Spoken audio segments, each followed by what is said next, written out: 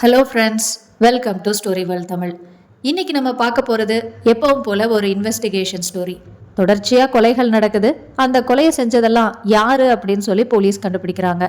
இந்த இன்வெஸ்டிகேஷனில் அந்த கொலையை செஞ்ச கொலையாளி எப்படியெல்லாம் போலீஸை டைவர்ட் பண்ணுறான், என்னென்ன ட்ரிக்ஸ் எல்லாம் யூஸ் பண்ணுறான் அப்படிங்கிறது செம்ம இன்ட்ரெஸ்டிங்காக இருக்குது. வாங்க கதைக்குள்ளே போகலாம். அத்தியாயம் 1. Central railway station.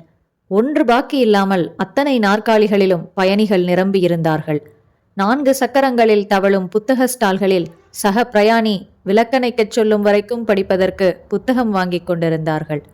ரயில்கள் நகரும்போது போனதும் லெட்டர் போடு என்று சொல்லி கையசைப்பதற்காக நிறைய பேர் வந்திருந்தார்கள். ராதிகா தன் கணவனை வழியனுப்ப வந்திருந்தாள். தற்சமயம் காரின் சாவியை சுழற்றியபடி ஃப்ரூட்டி குடித்து ரயிலுக்கு கீழே டப்பாவை எறிந்து நளினமாக கைக்குட்டையால் லிப்ஸ்டிக்கின் உதடுகளை ஒற்றிக்கொண்டாள். ராது, நாளைக்கு டெலஃபோன் பில் கட்டணும் என்றான் லுங்கி ஜிப்பாவில் ரயில் புறப்பட்டதுமே படுப்பதற்கு தயாராயிருந்த அசோக். கட்டிடுறேன், மோகன்ராம் வருவாரு, என்ன சொல்லட்டும்? ராது, புரஷவாக்கம் லேண்டு நம்ம பார்த்துட்டோம். மெயின் பிளேஸு, 2 கிரவுண்ட் அங்கே கிடைக்கிறதே அபூர்வம். வேளச்சேரி லேண்டும் நல்லா தான் இருக்குது. ஆனால் வேளச்சேரி லேண்டு வாங்கினா வீடு தான் கட்டிக்க முடியும். புரஷவாக்கம்னா கிளினிக் கட்டலாம். இப்போ நமக்கு எது முக்கியம் ராது? கிளினிக் கட்டுனா வருமானம், வீடு கட்டுனா அது வெறும் அந்தஸ்து மட்டும்தான். அதெல்லாம் சரிதான். புரஷவாக்கம் 2 கிரவுண்டு நிலம் வாங்குறதுன்னு முடிவு செஞ்சா பணம் புரட்டுறதுக்குள்ளேயே திணறி போயிடுவோமே அசோக். இப்போதான் நான் 3 ஹாஸ்பிட்டலுக்கு விசிட் போயிட்டுருக்கேனே. முதல்ல வீடு கட்டிக்கலாம்ப்பா. உனக்குன்னு தனியாக ஹாஸ்பிட்டல் கட்டி தரணும்னு எனக்கு லட்சியம்னு கூட சொல்லலாம். நீ சீஃப் டாக்டராக இருக்கணும். உன் ஹாஸ்பிட்டலுக்கு பல டிபார்ட்மெண்ட்ஸும் எக்ஸ்பர்ட் டாக்டர்ஸும் வரணும். இமேஜின் ராது. யோசிக்கிறதுக்கு நல்லா தான் இருக்கு அசோக். காசை பற்றி உனக்கு என்ன கவலை? மன்னார்குடியில் இருக்கிற நம்ம வீட்டையும் நிலத்தையும் வித்தரலாம். பேங்க் லோன் போட்டுக்கலாம். சிக்னல் போட்டாச்சு, ஏறிக்கிங்க. நீங்கள் வந்ததும் ஒரு டீட்டெயில் டிஸ்கஷன் வச்சுக்கலாம். என்ன, ஃபோன் பண்ணுறீங்களா? நாளைக்கு ஈவினிங் பண்ணுறேன். 4 நாள் கூட ஆகாதுன்னு நினைக்கிறேன். நாளைக்கு ஃபோனில் எப்போ திரும்புகிறேன்னு சொல்கிறேன். நீ அனாவசியமாக வண்டி எடுத்துகிட்டு வர வேண்டாம். நான் டாக்ஸி பிடிச்சு வந்துடுறேன். ஏன் அசோக், அதை விட எனக்கு வேற என்ன வேலை? தப்புமா, ஒரு டாக்டரோட ஒவ்வொரு நொடியும் வைரம் மாதிரி. இந்த மாதிரி புருஷனை ட்ராப் பண்ணுறதுக்கு பிக்கப் பண்ணுறதுக்கெல்லாம் வைரத்தை வேஸ்ட் பண்ணக்கூடாது. ஓகே, வரட்டுமா? ராதிகா குரலை தாழ்த்தி, லைட்டாக மட்டும் ட்ரிங்க்ஸ் எடுத்துக்கங்க என்றாள். நான் மோர் தென் 3 பெக்ஸ் போக மாட்டேன் ராது. நிதானமாக நீ டிரைவ் பண்ணு. குட் நைட் என்று ரயிலில் ஏறிக்கொண்டான். நீலகிரி எக்ஸ்பிரஸ் நகரத் துவங்கியது. கையசைத்து புன்னகைத்த கூட்டமெல்லாம் வாசலுக்கு நடக்க ராதிகா சரிந்த தன் கைப்பையை தோளில் ஏற்றிவிட்டு கொண்டு நடந்தாள். சிவப்பு கூட்டல் குறி ஸ்டிக்கருடன் நின்ற வெள்ளை ஃபியட்டில் அமர்ந்து புறப்பட்டாள். மனசு முழுக்க இதமாக ஒரு சந்தோஷம் பரவியிருந்தது. தன் கணவனை நினைக்க பெருமிதமாக இருந்தது. அசோக்கை தீவிரமாக நேசித்து அதை பலவாரம் தயங்கி வீட்டில் சொன்னபோது, படிச்சிட்ட திமிரா என்றாள் அம்மா. அப்பாதான் பக்குவ மனசுடன் அணுகினார். அவ வாழ்க்கை துணைய தேர்ந்தெடுக்கிறதுக்கு அவளுக்கு உரிமை இருக்கு. ஆனா அவ தேர்வு சரியானது தானா அப்படின்னு தீர்மானிக்கிற உரிமை நமக்கு இருக்கு. நீ அந்த பையனை வர சொல்லுமா, நான் பேசி பார்க்கறேன் என்றார். அசோக் ஷூ போட்டு டை கட்டி இன்டர்வியூக்கு வருபவன் போல் வந்து கை நடுக்கத்தில் சட்டையில் காஃபி கொட்டி கொண்டு, மிஸ்டர் அசோக், நீங்கள் ஒரு கம்பெனியோட சேல்ஸ் எக்ஸிக்யூட்டிவாக இருக்கலாம். மாதம் 8000 சொச்சம் சம்பளம் வாங்கலாம். ஆனால் நீங்கள் பிகாம் டிகிரி படிச்சிருக்கீங்க. என் பொண்ணு டாக்டர். இன்றைக்கி காதல் மயக்கத்தில் விட்டு கொடுக்க தோணும். ஆனால் நாளைக்கு உங்களுக்குள்ள காம்ப்ளெக்ஸோ ஈகோ கிளாஷோ வர்றதுக்கு வாய்ப்பு இருக்குது இல்லையா?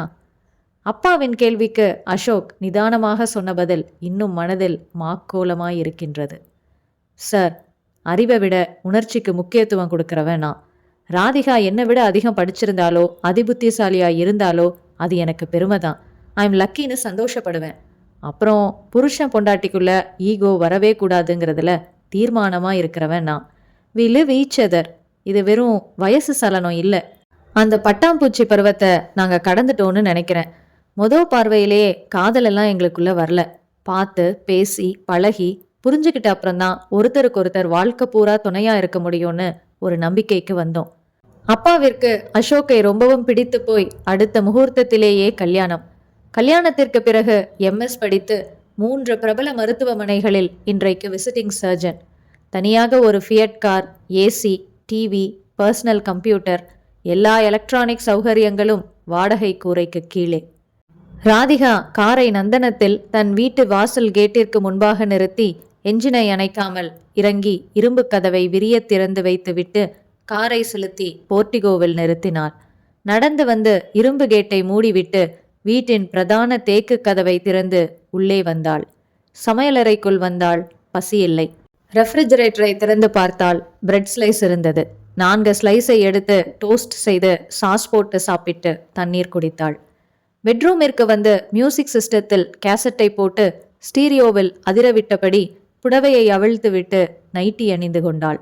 கட்டிலில் படுத்துக்கொண்டு பாயிண்டர் வைத்த புத்தகத்தை எடுத்து புரட்டி கொண்ட போது வாசல் அழைப்பு மணி ஒலித்தது. அத்தியாயம் 2. ராதிகா இறங்கி வந்தாள். வாசல் கதவின் பீப் ஹோல் வழியாக பார்த்தாள். ஒரு இளைஞன் பல்லை கடித்துக்கொண்டு தன் வேதனையை கட்டுப்படுத்த பிரயத்தனப்பட்டு கொண்டிருந்தான்.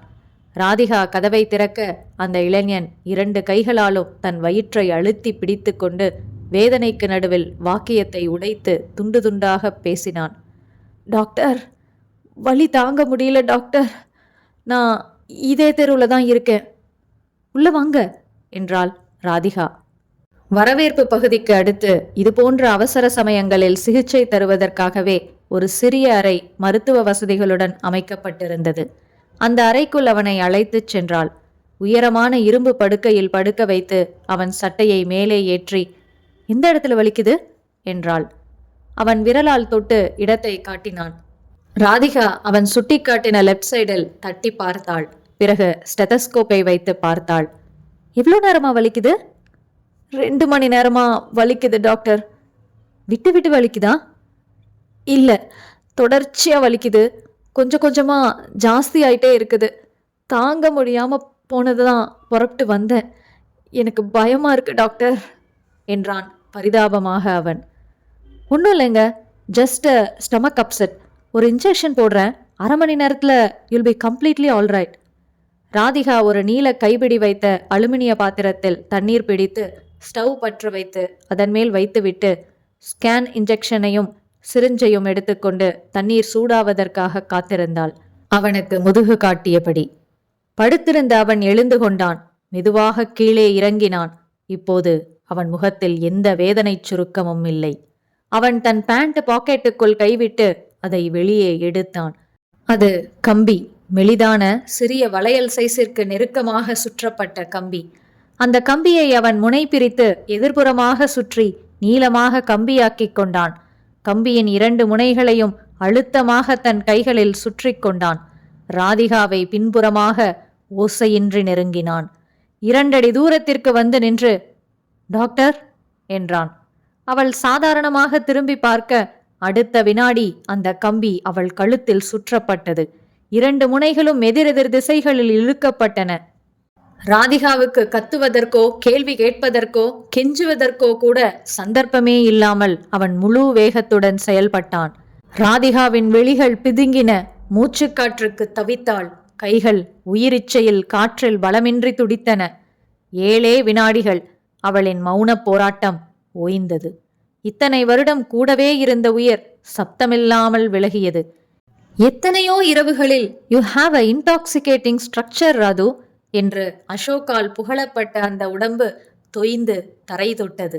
இன்னும் பிரகாசமான எதிர்காலத்தை எதிர்நோக்கிய அவளின் திறந்த விழிகளில் எதற்காக எனக்கு இந்த தண்டனை என்கிற கேள்வி மட்டும் மிச்சமிருந்தது. அவனிடம் எந்த அவசரமும் இல்லை. அங்கே இருந்த நாற்காலியில் அமர்ந்து கொண்டு கீழே கிடந்த ராதிகாவின் பிணத்தையே பார்த்தபடி அந்த கம்பியை மறுபடியும் வளையல் சைஸிற்கு சுருட்டி பாக்கெட்டில் வைத்து கொண்டான். ஒரு சிகரெட் பற்ற வைத்து கொண்டான். எழுந்து எரிகிற ஸ்டவ்வை அணைத்தான். அருகில் ராதிகாவின் பிரிஸ்கிரிப்ஷன் போடும் பேனா ஸ்டாண்டும் மேஜை மீது இருந்தன. பேனாவை எடுத்தான். பிணத்தின் அருகில் அமர்ந்து ராதிகாவின் நெற்றியில் பால் பாயிண்ட் பேனாவால் நிதானமாக எழுதினான், I deserve to die. Cigarette பிடித்தபடி அந்த அறையை விட்டு வெளியே வந்தான். ஹாலில் இருந்த போனை பார்த்தான். சென்று எடுத்தான். 100 டயல் செய்தான். ஹலோ, அவசர போலீஸ், கொஞ்சம் அவசரமா நந்தனத்துக்கு நான் சொல்ற அட்ரஸுக்கு வர முடியுமா? முதல்ல அட்ரஸை குறிச்சுக்குங்க என்று தெளிவாக வரி வரியாய் விலாசம் சொன்னான். அங்க என்ன ப்ராப்ளம்? ப்ராப்ளம் ஒன்றும் பெருசாக இல்லை. ராதிகான்னு ஒரு டாக்டர் இருக்காங்க பாருங்க, அவங்க செத்து போயிட்டாங்க. கொலை. எப்படி கன்ஃபார்மாக கொலைன்னு சொல்கிறேன்னா, கொலை செஞ்சதே நான் தான். கொஞ்சம் வரீங்களா என்றான் அவன். மை காட், நீ யாரு? உன் பேர் என்ன? தகவல் சொல்கிறதுக்கு தான்ப்பா கூப்பிட்டேன், சரண்டர் ஆகிறதுக்காக இல்லை. எனக்கு நாட்டில் இன்னும் நிறைய வேலை இருக்குது. வரட்டுமா? பாய். ரிசீவரை வைத்துவிட்டு டெலஃபோன் மேலேயே சாம்பலை தட்டிவிட்டு வெகு நிதானமாக வீட்டு வாசலில் கலற்றி போட்டிருந்த செருப்புகளை அணிந்து கொண்டு வெளியே நடந்தான். அன்புமிக்க கோவிந்த். திரு கோவிந்த் என்று குறிப்பிட எனக்கு விருப்பமில்லை.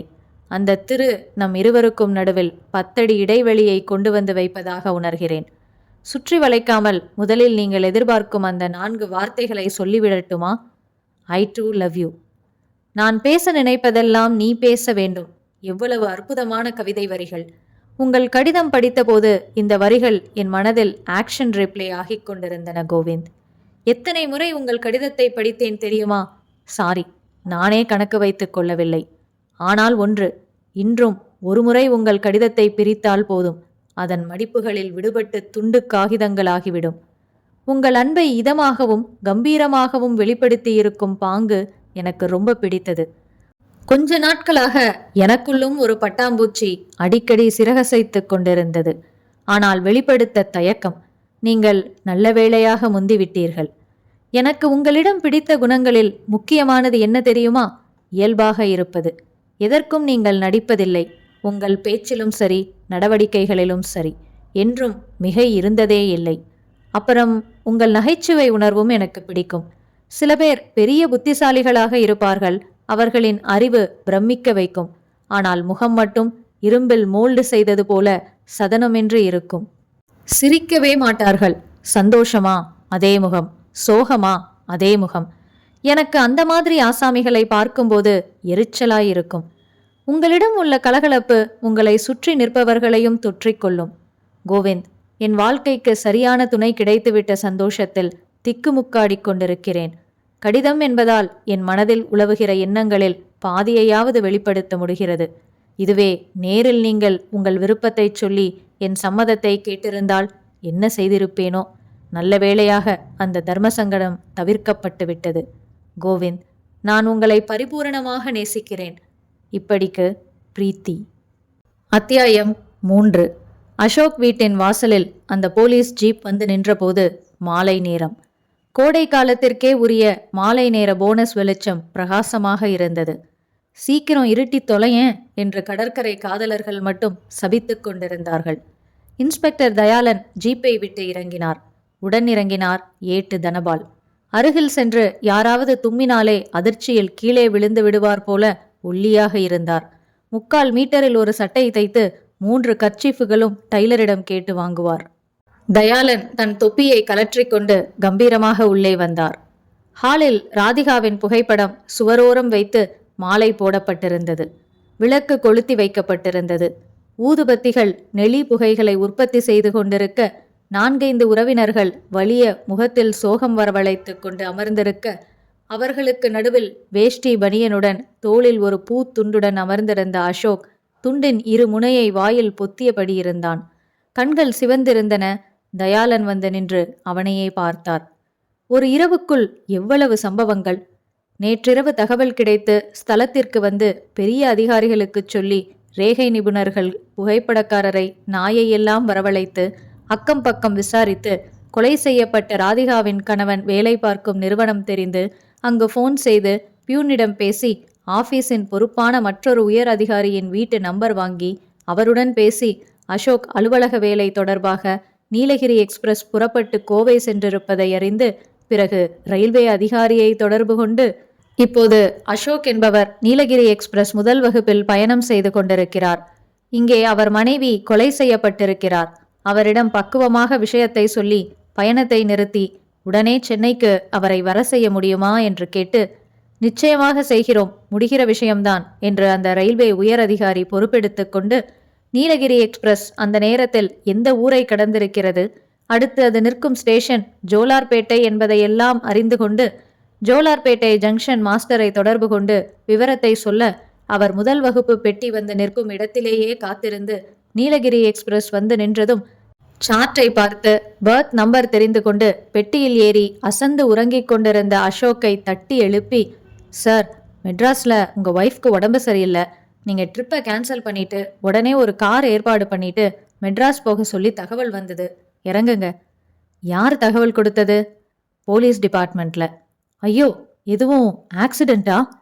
தெரியல சார், தைரியமா போங்க என்ற ஸ்டேஷன் மாஸ்டரே ஒரு வாடகைக்கு கார் வரவழைத்து ரேட் பேசி அனுப்பி வைத்து 3:30 மணிக்கெல்லாம் தன் வீட்டிற்கு வந்து சேர்ந்த அசோக்கிடம் அவன் மனைவி கொலை செய்யப்பட்டு தற்போது உடல் ஜிஹெச்சுக்கு எடுத்து செல்லப்பட்டிருக்கிறது என்கிற விவரம் பக்குவமாக எடுத்து சொல்லப்பட்டாலும் அசோக் தன் முகத்தில் அரைந்து கொண்டு அழுது கத்தி மயக்கம் போட்டு விழுந்து பிறகு அவனை ஆசுவாசப்படுத்தி சில உறவினர்களுக்கு தகவல் தெரிவிக்கச் செய்து மேலாக விசாரித்துவிட்டு, போஸ்ட்மார்ட்டம் முடிஞ்சதும் பாடியை வாங்கி ஆகணும், நான் ஈவினிங் வந்து சாவகாசமாக உங்களை விசாரிக்கிறேன் என்று சொல்லிவிட்டு போன இன்ஸ்பெக்டர் தயாளன் இப்போது மெதுவாக அசோக்கை நெருங்கி அவன் தோளில் கை வைத்தார்.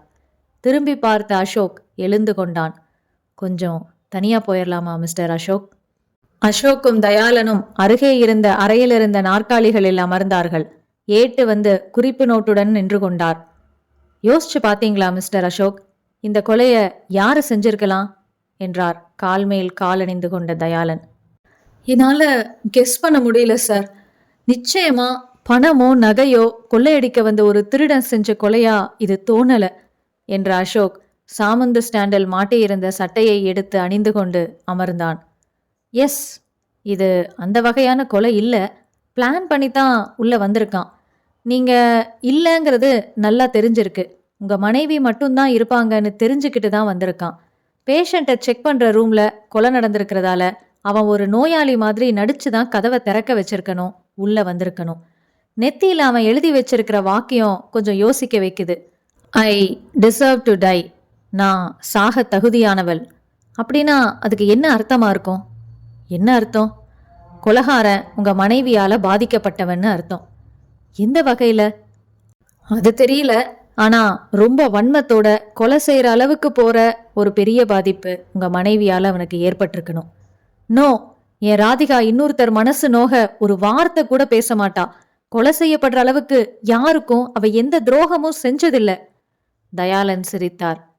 அசோக், உங்க மனைவிய பத்தி உங்களுக்கு தெரியாத ஒரு முகம் கூட இருக்கலாம்.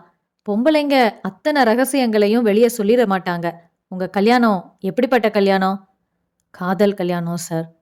உங்க மனைவிய உங்களை மாதிரியே வேற யாராவது கல்யாணம் பண்ணிக்க ஆசைப்பட்டாங்களா? மொறப்பையன் அந்த மாதிரி யாராவது? இல்லை சார், அந்த மாதிரி யாரும் இல்லை. ஐசி, உங்க மனைவி 3 ஹாஸ்பிட்டலுக்கு போய் நோயாளிகளை பார்க்குறாங்க இல்லையா? 3 ஹாஸ்பிட்டலுக்கும் போனேன். சமீப காலமா உங்க மனைவி செஞ்ச ஆப்ரேஷன்ஸ், பேஷண்ட்ஸ் பேரு, அட்ரஸ் இதெல்லாம் கலெக்ட் பண்ணிட்டு வந்திருக்கேன். அவங்களையெல்லாம் பார்த்து விசாரிக்க போறேன். பர்டிகுலரா ஆறுச்சாமிங்கிறவரை விசாரிக்கணும் நாளைக்கு. யாரு சார் அது? போன மாசம் தேவிகா ராணின்னு ஒரு பொண்ணுக்கு கர்ப்பப்பையில உள்ள கட்டிய உங்க ஒய்ஃப் ஆப்ரேட் பண்ணி எடுத்திருக்காங்க. அது கொஞ்சம் காம்ப்ளிகேட்டட் ஆப்ரேஷனா. ஆப்ரேஷன் செஞ்ச 2வது நாள் திடீர்னு ப்ளீடிங் அதிகமாகி அந்த பொண்ணு இறந்து போயிருக்கு. அவ புருஷன் பேரு ஆறுச்சாமி. அவன் ஆத்திரமாயி ஹாஸ்பிட்டல்ல ஒரு ஜன்னல் கண்ணாடியை உடைச்சிட்டு உங்க மனைவியை கேவலமான வார்த்தைகள் எல்லாம் சொல்லி திட்டிட்டு போயிருந்தான். Yes, I remember. இந்த சம்பவத்தை ராதிகாவே என்கிட்ட சொன்னான். அந்த பொண்ணு ஆப்ரேஷன் செஞ்சதால இறக்கலைன்னு இவ எவ்வளவோ மருத்துவ ரீதியா விளக்கம் கொடுத்தோம் அவன் காதுலயே வாங்காம திட்டிட்டு போனதா சொன்னான். 1 மணி நேரத்துக்கு அப்செட் ஆனதாகவும் சொன்னான். நான் ஆறுதல் சொன்னேன். அவனை நீங்க விசாரிக்கலான்னு தான் எனக்கும் படுது. தயாளன் தன் கர்ச்சீஃபை எடுத்து தன் கூலிங் கிளாஸை துடைத்து அணிந்தபடி, உங்க ஆஃபீஸ்ல உங்களோட பர்சனல் செக்ரட்டரி ரஞ்சனியை பத்தி நீங்க என்ன நினைக்கிறீங்க என்றார் லேசாக புன்னகைத்து. சார், என் ஆஃபீஸில் நிறைய பேர் வேலை பார்க்குறாங்க. எதுக்காக பர்டிகுலராக அவங்கள பற்றி மட்டும் கேட்குறீங்க? உங்கள் ஆஃபீஸுக்கு போயிருந்தப்போ நான் பார்த்த பொண்ணுங்கள்லையே அழகா இருந்தது ரஞ்சனி. அதான் விசாரித்தேன். செக்ரட்டரின்னாங்க. இதே நந்தனத்தில் வேற ஸ்ட்ரீட்டில் ஒரு ஃப்ளாட்ஸில் இருக்கிறதா சொன்னாங்க. அவங்க ஹஸ்பண்ட் நேவியில் ஒர்க் பண்ணுறதா சொன்னாங்க. ஒரே பையன் ஊட்டி கான்வென்ட்டில் படிக்கிறதாவும் சொன்னாங்க. ஃப்ளாட்டில் அவங்க மட்டும் தனியாக இருக்கிறதா சொன்னாங்க. என் கேள்விக்கு பதில் இன்னும் சொல்லலையே. Sir, she's a good secretary, அவ்வளோதான். வேற என்ன பதில் நீங்கள் எதிர்பார்க்குறீங்க? இன்ஸ்பெக்டர் சார், இந்த கேள்வியும் உங்க பார்வையும் என்னை இன்சல்ட் பண்ற மாதிரி இருக்கு. என்ன எய்ம் பண்றீங்க இதுல?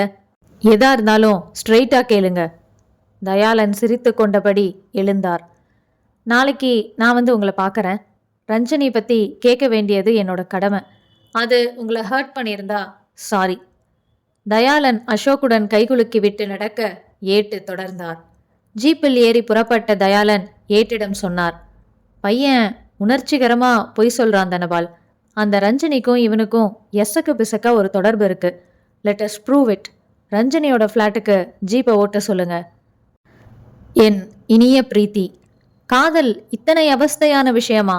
மற்ற சிந்தனைகள் எல்லாம் ஜீரணித்து விடுகிற சங்கதியா? பிரீத்தி, தித்திப்பு என்பது இத்தனை நாளும் நாக்கு மட்டுமே உணர்கிற ருசி என்றுதான் நினைத்திருந்தேன். இப்போதுதான் அதை மனதிலும் உணர முடியும் என்பது புரிகிறது.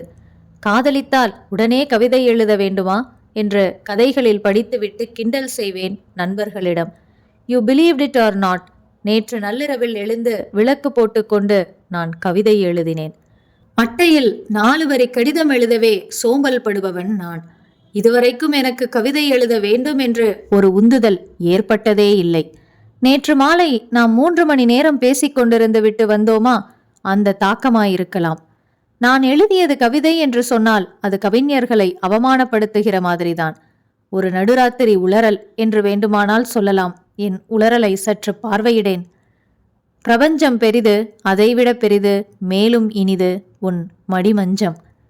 என்ன சிரிப்பு வருகிறதா உனக்கு? எனக்கே வருகிறது. என் இயல்பு வெகுவாக பாதிக்கப்பட்டிருக்கிறது பிரீத்தி. ஒவ்வொரு தனிமையிலும் ஒரு புதிய கோமாளித்தனம் என்னுள் குடிவருகிறது. உதாரணமாக, வேண்டாம், அதை அடுத்த கடிதத்தில் எழுத ரிசர்வ் செய்து வைக்கிறேன். மொத்தத்தில் மிகவும் கலங்கி போயிருக்கிறேன். உனக்குள்ளும் இயல்புகள் மாறியிருக்கிறதா பிரீத்தி?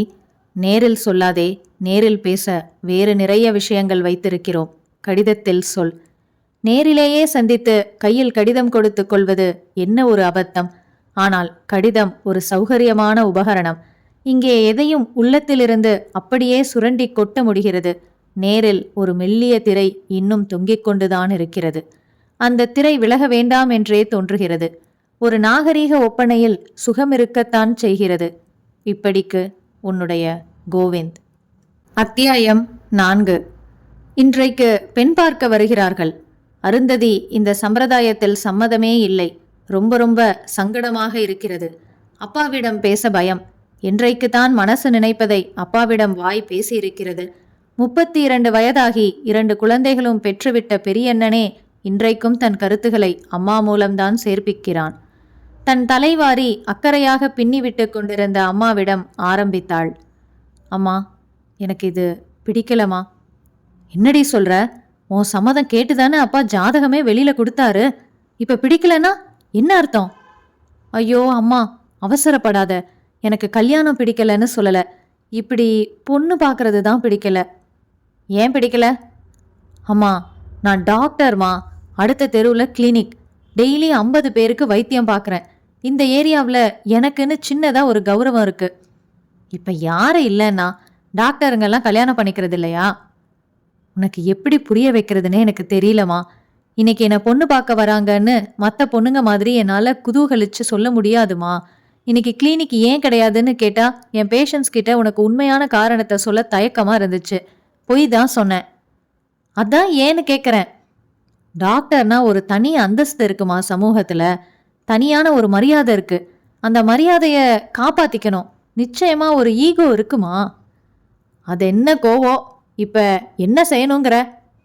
என்னை அலங்காரம் பண்ணி பட்டுப்புடவை கட்டி தேர் மாதிரி கொண்டு போய் நிறுத்தாதமா. விழுந்து நமஸ்கரிக்க மாட்டேன். வரவி நான் பாட மாட்டேன். தலை குனிஞ்சு நிற்க மாட்டேன். இதெல்லாம் அபத்தம். Totally ridiculous. அம்மா பின்னல் முடித்து சீப்பில் சிக்கியிருந்த உதிரி முடிகளை சேகரித்து சுருட்டினாள்.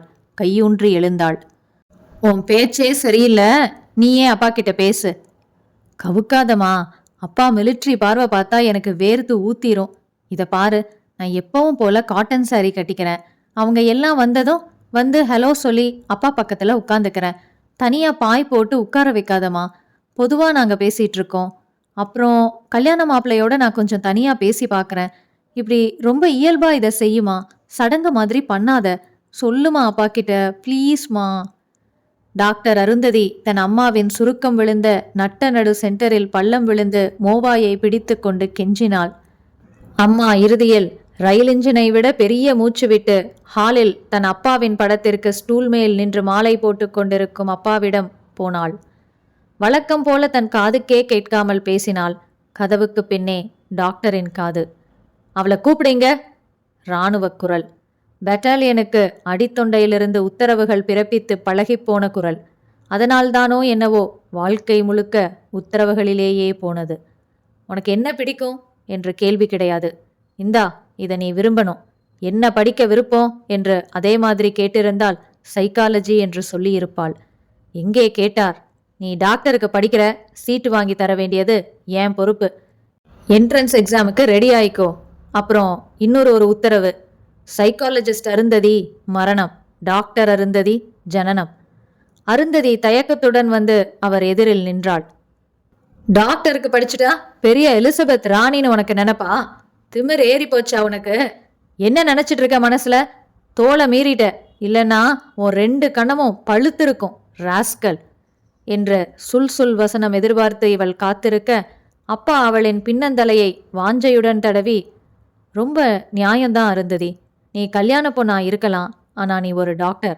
அதனால உனக்கு ஒரு ரெஸ்பெக்ட் கொடுத்தாகணும். நீ சொன்னபடியே செஞ்சிடலாம். அதுக்கு சம்மதிச்சா, உனக்கு பிடிச்சிருந்தா கட்டிக்கோ, இல்லைன்னா நாம ரிஜெக்ட் பண்ணிடலாம், என்ன என்றார். மை குட்னஸ், அப்பாவா இப்படி? 1 மணி நேரம் கழித்து அவர்கள் வந்தார்கள் திண்டிவனத்திலிருந்து. டீ போர்டு வண்டி டிரைவர் வேட்டி கட்டியிருந்தான். மாப்பிள்ளை, அப்பா, அம்மா, அப்புறம் 2 பெண்கள், மாப்பிள்ளையின் பெங்களூர் சகோதரிகள். ஒரே வீட்டில் அண்ணனுக்கும் தம்பிக்கும் வாழ்க்கைப்பட்டவர்கள். 3 பெண்களுமே பட்டு, கழுத்தை ஒளிக்கும் நகை, மாப்பிள்ளை பேண்ட், முழுக்கை சட்டை, ஷூ, கையில் நடுக்கம் மறைக்க கர்ச்சீஃப். இன்ஜினியர், மொத்தமாகவும் சில்லறையாகவும் வீடு கட்டி கொடுக்கிற இன்ஜினியர்.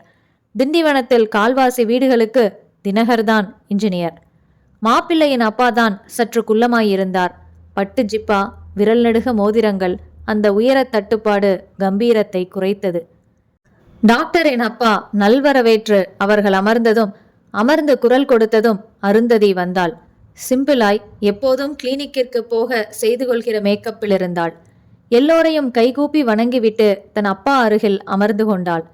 மாப்பிள்ளை வீட்டார் எங்களுக்கு சம்மதம் என்று சொன்னதும் தன் பெண்ணும் அவரின் பையனும் கொஞ்சம் மனம் விட்டு பேசிக்கொள்ளட்டும் என்று யோசனை போல் அருந்ததியின் அப்பா சொல்ல, அருகில் தனியறையில் தினகரும் அருந்ததியும் கேரம் போர்டு ஆடப்போகிறவர்கள் போல எதிரெதிரே நின்று பேசிக்கொண்டார்கள். கல்யாணத்துக்கு அப்புறம் நான் MS படிக்கணும்னு ஆசைப்படுறேன். படிக்க அனுமதிப்பீங்களா நீங்க? ஒய் நாட், தப்பில்லையே. ஒரு டாக்டர்னா சராசரி நல்ல மனைவியா நிச்சயமா நடந்துக்க முடியும். ஆனா ஒரு நல்ல மருமகளா நடந்துக்க முடியுமான்னு தோணல. அதாவது என்னால் சமையல் கட்டில் காலம் தள்ள முடியாது. அது வேஸ்ட் ஆஃப் டைம். என்னை பொறுத்த வரைக்கும் என்னோட நேரம் ரொம்ப ப்ரிஷியஸ். அதனால சொல்கிறேன். நீங்கள் என்ன நினைக்கிறீங்க? I can understand. எங்கள் அம்மாவும் அப்பாவும் அதை புரிஞ்சுக்குவாங்க. ஒரு டாக்டருக்கு நேரங்காலமே கிடையாது. நடுராத்திரி சில சமயம் வீடு திரும்ப வேண்டியிருக்கும். சில சமயம் திடீர்னு நடுராத்திரி புறப்பட்டு போக வேண்டியிருக்கும். நாளைக்கு உங்களுக்கு எரிச்சல்லாம் வராதே? அது உங்கள் தொழிலுக்கான அமைப்பு. வெட்டியா பொழுத போக்க போகிறதில்லையே. உயிர்களை காப்பாற்றுற நோபல் சர்வீஸ் தானங்க டாக்டர் ப்ரொஃபஷன். நானே டாக்டராக விரும்பி சீட்டு கிடைக்காம இன்ஜினியர் ஆனவன் தான். அதனால் எரிச்சலெல்லாம் வராது. நீங்கள் ஏதாச்சும் என்னை கேட்கணுமா? நீங்கள் டாக்டராக இருந்தாலும் பொண்டாட்டிங்கிற உரிமையில் நான் அப்பப்போ தொட வேண்டி இருக்கும். தொடலாம் இல்லையா என்று குறும்பாக பார்த்து அவன் கேட்க, அருந்ததி வாய்விட்டு சிரித்து விட்டாள். வெற்றிலை பாக்கு மாற்றிக்கொண்டார்கள். 2 அப்பாக்களும் சேர்ந்து ஜோதிடரை போய் பார்த்து முகூர்த்த நாள் குறித்து தீர்மானமாயிற்று. அனைவரும் காரில் ஏறிக்கொண்டு புறப்பட இவர்கள் அனைவரும் வாசலில் நின்று வழியனுப்பிவிட்டு உள்ளே வந்ததும், முழு சம்மதந்தான அருந்ததி என்றார் அப்பா. ஆமா, கண்ணியமா நீங்க வாங்கன்னு பேசினாரு. டாக்டர் தொழிலை மதிக்க தெரிஞ்சவர்ப்பா. அவரே டாக்டராக நினைச்சாராம். சென்ஸ் ஆஃப் ஹியூமரும் இருக்கு. எனக்கு அதிர்ஷ்டம்னு தான் சொல்லணும். MS தாராளமாக படிக்கலான்னு சொல்லிட்டாரு. அப்புறம் உங்கள் ஸ்கூட்டர் எடுத்துட்டு நளினி வீடு வரைக்கும் போய் சொல்லிட்டு வந்துடவா? அப்பா சம்மதிக்க சாலையில் ஸ்கூட்டரில் அருந்ததி. அவளின் ஒரே தோழி நளினி ஊரிலிருந்து வந்திருக்கும் அண்ணன் அண்ணியுடன் சினிமா போயிருப்பதாக வெற்றிலை இடிக்கும் தாத்தா சொல்ல ஏமாற்றமாக இருந்தது. ஒரு வாய் காஃபி சாப்பிட்டு போயேன் என்ற நளினி அம்மாவின் உபசரிப்பை அன்பாய் புறக்கணித்து வெளியே வந்து 3வது கியரில் சாலையில் மிதந்தாள். சந்தோஷமாய் இருக்கிறது மனசு. என்னவாவது செய்ய வேண்டும். என்ன செய்யலாம்? பெரிய ஷாப்பிங் காம்ப்ளெக்ஸ் கண்ணில் பட நிறுத்தினாள். அம்மாவுக்கு ஒரு பரிசு, அப்பாவுக்கு ஒரு பரிசு. என்ன வாங்கலாம்? பொருட்களை விட ஜோடனைகள் அதிகமாக இருந்தன. மக்கள் மௌனமாக கூடைகளில் தங்களுக்கு தேவையான பொருட்களை எடுத்து போட்டுக்கொண்டார்கள். அருந்ததி முதலில் தன் கைப்பை இருப்பதை சோதித்துக் கொண்டாள். 250 ரூபாய் இருக்கிறது. கவலை இல்லை. 60 ரூபாயில் அப்பாவுக்கு பேனா, 90 ரூபாயில் அம்மாவுக்கு மியூசிக்கல் ஜுவல் பாக்ஸ் வாங்கிக் கொண்டு பேக்கிங்லாம் வேண்டாம், போனதும் கொடுத்துருவேன் என்று சொல்லி நடந்தவள் நின்று, டாய்லெட் எங்க இருக்கு என்றாள். காட்டப்பட்ட வழியில் நடந்தாள். கடைசியில் இருந்தது. இருபாலருக்கும் தனித்தனியாக. கதவு தள்ளி உள்ளே வந்ததும் ஓடோனில் வாசனை மூக்கை துளைத்தது. டைல்ஸாய் ஒட்டி பிரமாதப்படுத்தி இருந்தார்கள். இப்படி சுத்தமாக ஒவ்வொரு கழிப்பறையும் இருந்தால்? அருந்ததி வாஷ்பேஷனில் கைகழுவி நிமிர கண்ணாடியில் அவன் தெரிந்தான். நான்சென்ஸ்! யாரது லேடிஸ் டாய்லெட்டுக்குள்ள இப்படி நுழைஞ்சது? கடவுளே, இவன் எப்ப நுழைஞ்சான்? அருந்ததி கோபமாக வார்த்தைகளை பொறுக்கிக் கொண்டு திரும்ப அவன் பின்பக்கம் வைத்திருந்த கைகளை முன்புறம் கொண்டு வந்தான். மெல்லிய ஆனால் உறுதியான கம்பி. ஒரு வினாடியின் பாதியில் அது அவள் கழுத்தில் நெக்லஸாக மாறியது. அருந்ததி போராடினாள். ஆனால் அவன்தான் வெற்றி பெற்றான். நழுவி விழுந்த மியூசிக்கல் ஜுவல் பாக்ஸ் திறந்து கொண்டு டிங் டிங் என்று இனிமையாக ஒலித்துக் கொண்டே இருக்க அவன் கீழே சரிந்து விழுந்த அவள் நெற்றியில் பேனாவை எடுத்து எழுதினான். I deserve to die. என் அன்பு கோவிந்த், என்ன கேட்டீர்கள்? எனக்குள்ளும் இயல்புகள் மாறியிருக்கிறதா என்றுதானே? சமீபத்தில் வீட்டில் நான் செய்த காரியங்களை இங்கே சொல்கிறேன். வாசல் பெருக்கி முடித்து 10 புள்ளிகளாக 10 வரிசை புள்ளி வைத்துவிட்டு கோலம் போடாமல் உள்ளே வந்து விட்டேன். ஏண்டி, வெறும் புள்ளிய மட்டும் வச்சுட்டு வந்திருக்க? கோலம் யார் போடுவா? இது அம்மா. இது மாடர்ன் ஸ்டைல் புள்ளி கோலமா? உனக்கு பிடிக்காதே என்று சமாளித்துவிட்டு பிறகு கோலத்தை முடித்தேன். டிவியில் நாடகம். அப்பா, அம்மா, தங்கை எல்லோரும் ரசித்துச் சிரித்தார்கள். நானும் டிவிதான் பார்த்து கொண்டிருந்தேன். டிவியை அணைத்துவிட்டு எல்லோருமாய் உட்கார்ந்து சாப்பிடும்போது அப்பா என்னை பார்த்து கேட்கிறார், தங்கச்சி தான் எல்லா கண்டிஷனுக்கும் சரின்னு சொல்றாளே, அக்கா ஏன் அப்புறம் கோச்சுக்கிறா? எந்த தங்கச்சி? எந்த அக்கா? என்ன கண்டிஷன்? நான் விழிக்கிறேன். பிரீத்தி, என்ன முழிக்கிற? பார்த்த நாடகத்தை பற்றி தான் கேட்குறேன் என்கிறார் அப்பா. அது அவளோட கேரக்டர் என்று ஊனமுற்ற சமாதானம் சொல்லி சமாளிக்கிறேன் நான். சின்ன தங்கைக்கு எப்போதும் பேனாவுக்கு இங்கு ஊற்றுவது என்றால் அலர்ஜி. கை, கால், உடை எல்லாம் அப்பிக்கொண்டு தரையையும் நாசப்படுத்தி விடுவாள். அதனால் எப்போதும் அவள் பேனாவுக்கு இங்க் போடுவதென்றால் என்னிடம்தான் கொடுப்பாள். நேற்று பேனாவுக்கு நான் இங்க் ஊற்ற, ஐயோ அக்கா, என்னாச்சு உனக்கு? ஏதாவது பிடிச்சிருச்சா? அவள் அலறிய பின் பார்த்தால் அரை பாட்டில் இங்க் தரையில். என் சேவையில் இதற்கெல்லாம் நான் இயல்பாயிருக்கிறேன் என்று அர்த்தமாக்கும். கோவிந்த், பழகுகிறோம், பிடித்திருக்கிறது. ஆனால் கூடவே ஒரு கேள்வி. நம் நேசத்திற்கு இது வயசுதானா? +2 பரீட்சை எழுதிவிட்டு ரிசல்ட்டுக்கு காத்திருக்கும் இந்த வயசு காதலிக்கிற வயசுதானா? விடுமுறையை பயனுள்ளதாக்கிக்கொள் என்று அப்பாதான் யோசனை சொல்லி கம்ப்யூட்டர் வகுப்பில் என்னை சேர்த்து விட்டார். நான் என்னடாவென்றால் புதுசாக என்னென்னவோ கற்றுக்கொண்டிருக்கிறேன். எனக்கு பெரிய படிப்பு படிக்க வேண்டும் என்று லட்சியம் இருக்கிறது கோவிந்த். உங்கள் அறிமுகத்திற்கு பிறகு அந்த லட்சியத்தின் தீவிரம் குறைந்து கொண்டே போகிறது. எனக்கு உங்களை ரொம்ப ரொம்ப ரொம்ப பிடித்திருக்கிறது. அதில் எந்த சந்தேகமும் இல்லை. ஆனால் இந்த வாக்கியத்தை எப்படி முடிப்பதென்றே தெரியவில்லை. காதலுடன், கொஞ்சம் கவலையுடன், பிரீத்தி. அத்தியாயம் 5. அண்டர் ஒன் ரூஃப் என்ற பெயருடன் இருந்த அந்த 3 மாடி ஷாப்பிங் நிறுவனம் பரபரப்பில் இருந்தது. எந்த பக்கம் திரும்பினாலும் காக்கி யூனிஃபார்மில் போலீஸ்காரர்கள். டெப்யூட்டி கமிஷனர் மணிமாறன் தலைமையில் அதிகாரிகள் இயங்கிக் கொண்டிருந்தார்கள். டாய்லெட் அறையிலிருந்து அருந்ததியின் பிணம் அகற்றப்பட்டு மார்ச்சுவரிக்கு பயணம் செய்து கொண்டிருந்தது. ஃபாரன்சிக் நிபுணர்கள் இயங்கிக் கொண்டிருந்தார்கள். கைப்பையிலிருந்து வீட்டு விலாசம் எடுக்கப்பட்டு பக்குவமாக தகவல் சொல்ல ஒரு சப் இன்ஸ்பெக்டர் புறப்பட்டுச் சென்றார்.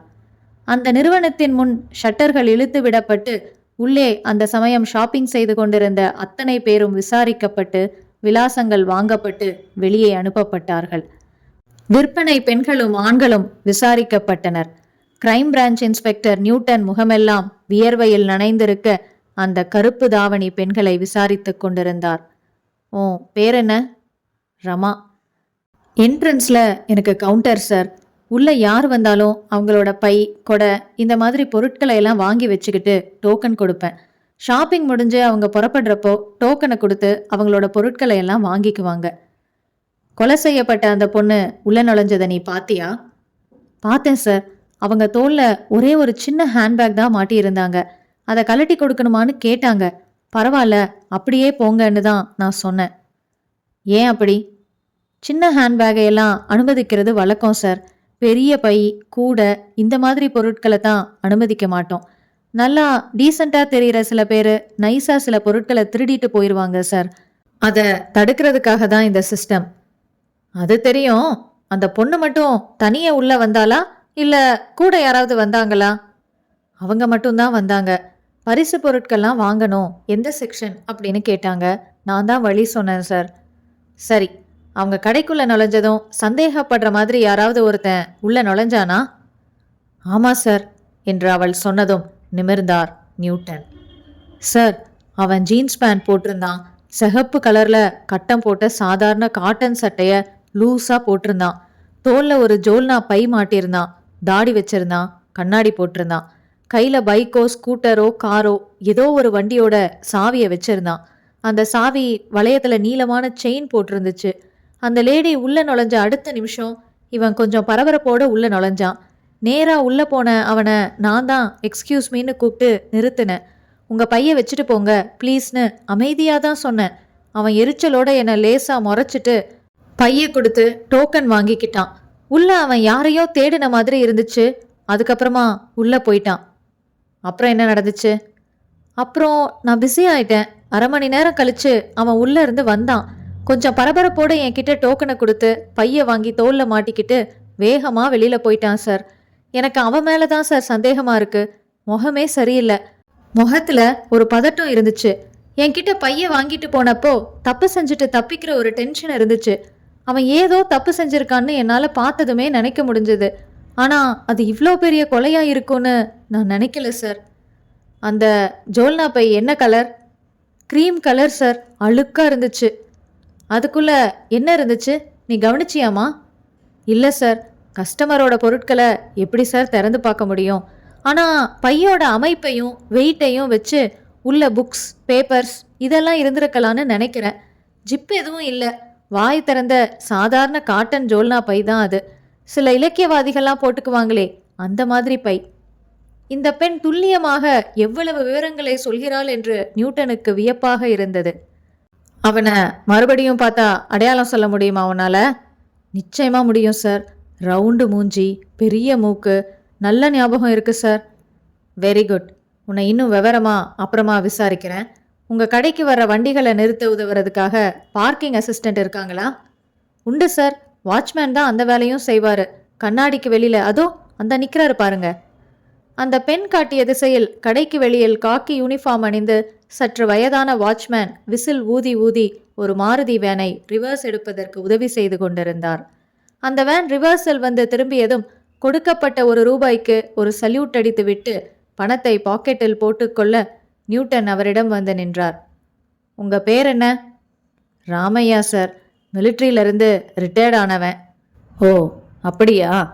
இங்க நடந்த கொலையை செஞ்சவன் ஏதோ ஒரு வண்டியில வந்து இங்க பார்க் பண்ணிட்டு உள்ள போய் கொலையை முடிச்சுட்டு மறுபடியும் வண்டியை எடுத்துட்டு போயிருக்கான். இங்க வர்ற வண்டி நம்பர் எல்லாம் குறிக்கிற பழக்கம் உண்டா? அதெல்லாம் இல்லை சார். வர்ற வண்டிகளை சீரா நிறுத்துறதுக்கு கைடு பண்ணுவேன். வண்டி திரும்ப எடுக்கிறதுக்கு சிக்கலா இருந்தா மற்ற வண்டிகளை நகர்த்தி உதவி பண்ணுவேன். ஒரு நாளைக்கு 1000 வண்டிங்க வருது சார்.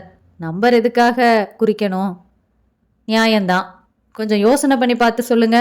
ஜீன்ஸ் பேண்ட்டும் சிகப்பு கலர் கட்டம் போட்ட சட்டையும் போட்டிருந்த ஒரு தாடி வச்ச ஆளு ஞாபகத்துக்கு வரானா? கண்ணாடி போட்டிருப்பான். கையில வண்டி சாவிய நீளமான செயின்ல மாட்டி சுத்திக்கிட்டே உள்ள வந்திருக்கான். தோல்ல ஒரு ஜோல்னா பை. அவன் எந்த காரில் வந்து இறங்குனான்னு ஞாபகம் வருதா? ராமையா 10 வினாடிகள் தான் யோசித்தார். அவனா சார்? அவன் காரில் வரல சார், மோட்டார் பைக். மூஞ்சி பூரா தாடி, பெரிய மூக்கு. அவன்தான். என்ன பைக் அது?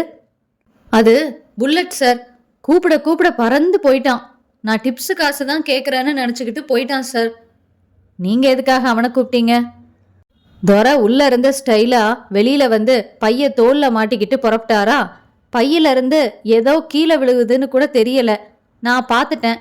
ஓடி போய் எடுத்து கையில வச்சுட்டு சார் சார் நில்லு சார்னு கத்துறேன். காதுலயே வாங்கிக்காம ரோட்ல பூந்து போயிட்டான். அவன் போன ஸ்பீடுக்கு நிச்சயமா ஆக்சிடென்ட் தான். அந்த பையன் கொலை பண்ணதா சார்? இருக்கலான்னு நினைக்கிறோம். பையில இருந்து கீழே விழுந்தது என்ன? அது ஒன்றும் அவ்வளோ முக்கியம் இல்லை சார். ஏதோ ஒரு கல்யாண பத்திரிக்கை சார் அது. எங்கே அதை காமிங்க என்றார் பரபரப்பாக. அதை நான் வச்சுக்கிட்டு என்ன சார் பண்ண போறேன்? தூக்கி வீசலான்னு இருந்தேன். அப்போ மாணிக்கம் வந்தாரு, அடுத்த பில்டிங் வாட்ச்மேனு. என்ன அதுன்னு கேட்டாரு. ஒரு பேமானி கீழே விழுந்தது கூட தெரியாம போயிட்டான்னு சொன்னேன். அதை ஏன் விட்டெறிகிற? கொண்டா, நான் வெத்தலை சீவல் போட்டு வச்சுக்கிறேன்னு கேட்டாரு. அதான் அவர்கிட்ட கொடுத்துட்டேன். என்னையா இது? எங்க இருக்காரு அந்த மாணிக்கம்? வாங்க வந்து ஆளை காமிங்க. ராமையா நியூட்டனுக்கு முன்னால் நடந்தார். பக்கத்து கட்டிடத்திற்கு வந்தபோது ஷிஃப்ட் டியூட்டி முடிந்து அந்த மாணிக்கம் தன் வீட்டுக்கு போய்விட்டதாக இப்போது டியூட்டியில் இருந்த வேறு வாட்ச்மேன் சொல்ல ஏமாற்றமடைந்த நியூட்டன், ராமையா, உங்களுக்கு அந்த மாணிக்கத்தோட வீடு தெரியுமா என்றார். தெரியும் சார், ராயப்பேட்டை தான் என்றதும் மூச்சு வந்தது. இருங்க, இதோ வந்துட்டேன். நியூட்டன் அந்த கடைக்குள் கொலை நடந்த டாய்லெட் அறை வாசலில் நின்று கொண்டிருந்த டெப்யூட்டி கமிஷனர் மணிமாறனிடம் வந்தார். சார், விசாரிச்சதுல ஒரு லீடு கிடைச்சிருக்கு என்ற நிலவரத்தை விவரித்தார். நீங்க சொல்ற அந்த தாடிக்காரன் இதை செஞ்சுக்கிறதுக்கு நிறைய சான்ஸ் இருக்கு நியூட்டன். அந்த மேரேஜ் இன்விடேஷன் அவசியம் வேணும். அதனால நிச்சயமா லீடு கிடைக்கும். அப்படி எதுவும் கிடைக்கலனா கூட அதில் அவன் கைரேகை இருக்கும். நீங்க உடனே அந்த ராமையாவை கூப்பிட்டுக்கிட்டு புறப்படுங்க. நல்ல ரிசல்ட்டோட வாங்க. இங்க ஆக வேண்டியதை மற்ற விசாரணைகளை நான் பார்த்துக்கிறேன் என்றார் டெப்யூட்டி கமிஷனர். நியூட்டன் ஒரு ஜீப்பில் ராமையாவை ஏற்றிக்கொண்டு ராயப்பேட்டைக்கு புறப்பட்டார். இப்படி ஆகும்னு தெரிஞ்சிருந்தா அதை நானே பாக்கெட்டில் பத்திரமா எடுத்து வச்சிருப்பேனே சார். அது நடந்து முடிஞ்ச கல்யாண பத்திரிக்கையா இல்லை இனிமே நடக்க போகிற கல்யாண பத்திரிக்கையா? சரியா கவனிக்கல சார். நமக்கு தமிழ் பேச வரும், படிக்க வராது. ஹிந்தி சரளமாக பேசுவேன், படிப்பேன், எழுதுவேன். அதனால் எனக்கு என்ன பிரயோஜனம் என்கிற எரிச்சலான கேள்வியை மனதிற்குள்ளேயே தடுத்து வைத்தார் நியூட்டன். இதோ இந்த லெஃப்ட் சந்தில் விடுங்க சார். ராமையா சொன்ன வழியில் எல்லாம் இடுப்பெலும்பை ஒடித்தபடி ஜீப் திரும்பி கடைசியாக அந்த குடிசை வாசலில் நின்றது. மாணிக்கம், மாணிக்கம், வெளியில வாயா. கதவை தட்டினார் ராமையா. வெளியே வந்த மாணிக்கத்தின் மீதிருந்த சாராய நெடி குப்பென்று தாக்கியது. வெத்தலை சீவல் போட்டு வச்சுக்கிறேன்னு என்கிட்ட ஒரு கல்யாண பத்திரிக்கை வாங்கினியே, அதை எடு. ரொம்ப முக்கியமான விஷயம் இருக்கு. பாரு, போலீஸ் எல்லாம் வந்திருக்கு. மாணிக்கம் அந்த ராத்திரியில் நியூட்டனை பார்த்து குட் மார்னிங் சார் என்று குளறி சல்யூட் அடிக்க முயன்று தள்ளாடினான். நியூட்டன் அவன் தோளை பிடித்து ஸ்டெடியாக நிறுத்தி வைத்து, அந்த பத்திரிகை எடுத்து கொடுத்துட்டு படுத்து தூங்கியா? அவன் தன் லுங்கியின் மடிப்பிலிருந்து வெற்றிலை பொட்டலத்தை எடுத்து நீட்டினான். அதை வாங்கி பிரித்து அந்த கவரில் இருந்த வெற்றிலையையும் புகையிலையையும் உதறிவிட்டு பார்த்தார் நியூட்டன். அது கல்யாண பத்திரிகையின் கவர் மட்டுமே. அதில் திருமண அழைப்பு, மணமகன் செல்வன் ஆர் சிவராமன் பிகாம், மணமகள் செல்வி எஸ் பிரமீளா, மணநாள் 30/7. இந்த விவரங்கள் மட்டுமே இருந்தன. அழைப்பிதழ் அனுப்புவோரின் விலாசம் அச்சிடப்படவில்லை. பெறுவோர் விலாசம் எழுதுவதற்காக அச்சிடப்பட்டிருந்த 4 வரிகளில் எதுவும் நிரப்பப்படவில்லை. நியூட்டன் தன் வாட்சில் தேதி பார்த்து கொண்டார். அத்தியாயம் 6. இன்னும் 6 தினங்களில் நடக்கவிருக்கும் திருமணத்திற்கான பத்திரிகையின் கவர். சரி, இதன் உள்ளே இருந்த பத்திரிகை எங்கே? ராமையா, கீழே இந்த கவர் மட்டும்தான் விழுந்துச்சா? உள்ள பத்திரிகை இல்லையா? இருந்துச்சே சார். அது எங்க?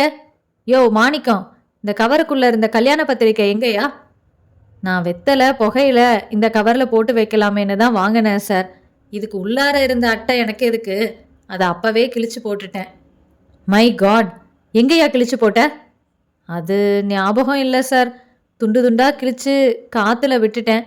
யாருக்கு தெரியும், ஒரு குப்பை காகிதத்தை அர்த்த ராத்திரியில தேடிட்டு வந்து விசாரிப்பீங்கன்னு. எழுந்த ஆத்திரத்தை கட்டுப்படுத்தி கொண்ட நியூட்டன், சரி ராமையா வாங்க போகலாம் என்ற அந்த கவரை பாக்கெட்டில் பத்திரப்படுத்தி கொண்டு ஜீப்பில் ஏறினார்.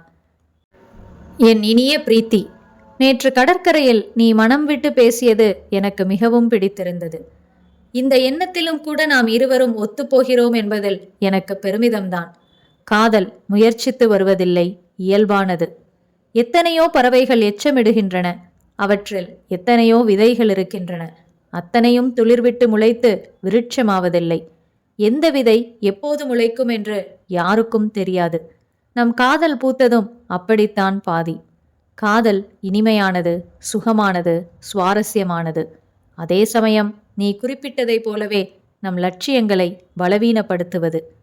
பள்ளி படிப்பிற்கு பிறகு ஒரு பெரிய படிப்பு படிக்க வேண்டும் என்ற உன் லட்சியத்தைப் போல எனக்கும் ஒரு லட்சியம் உண்டு.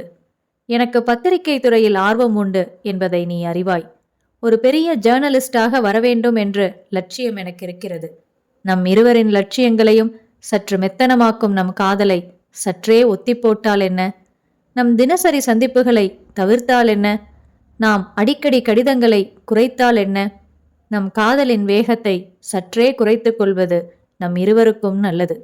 என்ன நினைக்கிறாய் நீ? உன் கடிதத்தில் சொல்லத் தயங்கியது இதைத்தானே? இப்படிக்கு உன் கோவிந்த். அத்தியாயம் 7. நியூட்டன் தன் அலுவலகத்தின் மேஜை ஓரத்தில் பாதி உட்கார்ந்து சூடான காஃபியை ஊதிக்கொண்டிருக்க, நாற்காலியில் அமர்ந்திருந்த இன்ஸ்பெக்டர் தயாளன் குடித்துவிட்டு பீங்கான் கோப்பையை டீ மேட் மேல் வைத்துவிட்டு கைக்குட்டையை எடுத்து உதடுகளை ஒற்றிக்கொண்டார். சொன்னார், அந்த கல்யாண பத்திரிக்கை கவர் மேல கிடைச்ச ரேகைகள்ல ஒண்ணு கொலை செய்யப்பட்ட ராதிகாவோட வீட்டு கதவுல கிடைச்ச கைரேகையோட ஒத்து போறதா ரிப்போர்ட் வந்துருச்சு. ஸோ அந்த தாடிக்காரன் தான் 2 கொலையையும் செஞ்சிருக்கான். 2 கொலையிலையும் பெணத்தோட நெத்தியில நான் சாக தகுதியானவள்னு பேனாவால எழுதப்பட்டிருக்கிறத வச்சு கூட 2 கொலையையும் ஒரே ஆசாமி தான் செஞ்சான்னு முடிவுக்கு வர முடியும் மிஸ்டர் தயாளன் என்றார் நியூட்டன். இல்ல சார், இன்னொரு சான்ஸ் இருக்கு. என்ன? டாக்டர் ராதிகாவோட கொலை பத்தி ஏற்கனவே பத்திரிகைகள்ல புகைப்படங்களோட விவரம் வந்துருச்சு. அதனால இப்போ அருந்ததிய கொலை செய்ய நினைச்சவன் வேற ஆளா இருந்து ராதிகாவை கொலை செஞ்சவன் தான் இவளையும் கொன்னதான் நாம நினைக்கிறதுக்காகவே அதே மாதிரி நெத்தியில எழுதி வச்சுட்டு போயிருக்கலாம் இல்லையா என்கிற புத்திசாலித்தனமான தயாளனின் கேள்வி நியூட்டனுக்கு எரிச்சலை ஏற்படுத்தியது. சற்று முன் டெப்யூட்டி கமிஷனர் மணிமாறன் நியூட்டனை அழைத்து தயாளனை அறிமுகப்படுத்தி, டாக்டர் ராதிகா கொலைகேச இவர் தான் விசாரிச்சிட்டு இருக்காரு. 2 கொலையும் ஒரே நபரால செய்யப்பட்டிருக்கிறதால அவனை கண்டுபிடிக்கிற உங்க முயற்சி முடிவடைகிற வரைக்கும் இவரோட அசிஸ்டன்ஸ் உங்களுக்கு இருந்தா நல்லதுன்னு நினைச்சுதான் வர சொன்னேன். ஸ்டேஷன்ல வேற இன்சார்ஜ் போட்டாச்சு என்று சொன்னபோதே ஒரு இனம் புரியாத எரிச்சல் நியூட்டனுக்கு தயாளன் மேல் ஏற்பட்டது. சரி, இப்ப நம்ம விஷயத்துக்கு வரலாம். கொலை செய்யப்பட்ட 2 பேருமே பெண்கள், 2 பேரும் டாக்டர்ஸ். கொலைகாரனுக்கு டாக்டர்ஸ் மேல என்ன பகை வர முடியும்? டாக்டர் சீட் கிடைக்காத ஸ்டூடெண்டா இருக்கலாமா அவன்? சான்ஸே இல்லை சார். ஷாப்ல அந்த பொண்ணு வர்ணிச்ச உருவம் ஒரு மாணவனுக்கு பொருந்தாது. அவனுக்கு 30 வயசு கிட்டத்தட்டன்னு நான் யூகிக்கிறேன். ராதிகா கேஸ்ல வேற யாரையாவது சந்தேகப்பட்டீங்களா? ஆறுமுகசாமின்னு ஒருத்தனை சந்தேகப்பட்டு விசாரிச்சேன். அவன் ஒய்ஃபுக்கு ராதிகா ஆபரேஷன் செஞ்சதுக்கு அப்புறம் அவ இறந்துட்டா. அதனால அவனுக்கு ராதிகா மேல கோவம். ஆனா அவன் அந்த கோவத்தை அப்பவே மறந்துட்டதா சாதிக்கிறான். என் பொண்டாட்டிக்கு விதி முடிஞ்சு போச்சு, போயிட்டா, அதுக்கு டாக்டர் அம்மா என்ன செய்வாங்கன்னு ரொம்ப பக்குவமா பேசுறான். அவனை நான் ஒரு தடவை பார்த்துடுறது நல்லது. வேற? ராதிகாவோட புருஷனுக்கும் அவனோட ஆஃபீஸ்ல வேலை பார்க்குற ரஞ்சனிங்கிற லேடிக்கும் அஃபேர் இருக்கிறதா ஆஃபீஸ்ல பியூன் சொன்னான். அவர் அதை மறுத்தாரு. ரஞ்சனியையும் விசாரிச்சேன், அவங்களும் ஒத்துக்கல. ரஞ்சனி கல்யாணமானவளா? ஆமா, புருஷன் நேவியில இருக்கான், பையன் ஊட்டியில படிச்சிட்டு இருக்கான். நியூட்டன் சிரித்து கொண்டே, ஏன் சார், எந்த பொம்பளைக்கிட்டையாவது நேரா போய் ஏமா உனக்கும் இன்னொருத்தருக்கும் கள்ள தொடர்பு இருக்கான்னு விசாரிச்சா உண்மையில இருந்தா கூட ஒத்துக்குவாங்களா என்றார். இவ்வளோ தூரம் கொச்சையா நான் விசாரிக்கல சார். இப்படி எந்த விவரம் தெரிஞ்ச ஆஃபீஸரும் விசாரிக்க மாட்டான். ரைட்டு, இந்த சைடு சந்தேகம் எல்லாம் ஒரு பக்கம் இருக்கட்டும். அந்த கடையில் வேலை பார்க்குற பொண்ணு ரமாவை நீங்கள் போய் பிக்கப் பண்ணிக்கிங்க. வாட்? இருங்க சார், நான் இன்னும் முடிக்கல. பிக்கப் பண்ணிட்டு அசோக் வீட்டுக்கு அழைச்சிட்டு போங்க. அவ பார்த்தது அவனையான்னு சொல்லட்டும்.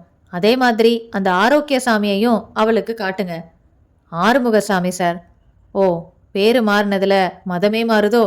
ஏதோ ஒரு சாமி. முதல்ல அவங்க 2 பேரையும் இல்லைன்னு கன்ஃபார்ம் பண்ணிக்கலாம். சரி சார். அந்த மேரேஜ் இன்விடேஷன் கவரை வச்சு மேற்கொண்டு எந்த வகையான ஸ்டெப் எடுத்திருக்கீங்கன்னு தெரிஞ்சுக்கலாமா? அந்த கவரை நிறைய ஜெராக்ஸ் காப்பி எடுக்க சொன்னேன்.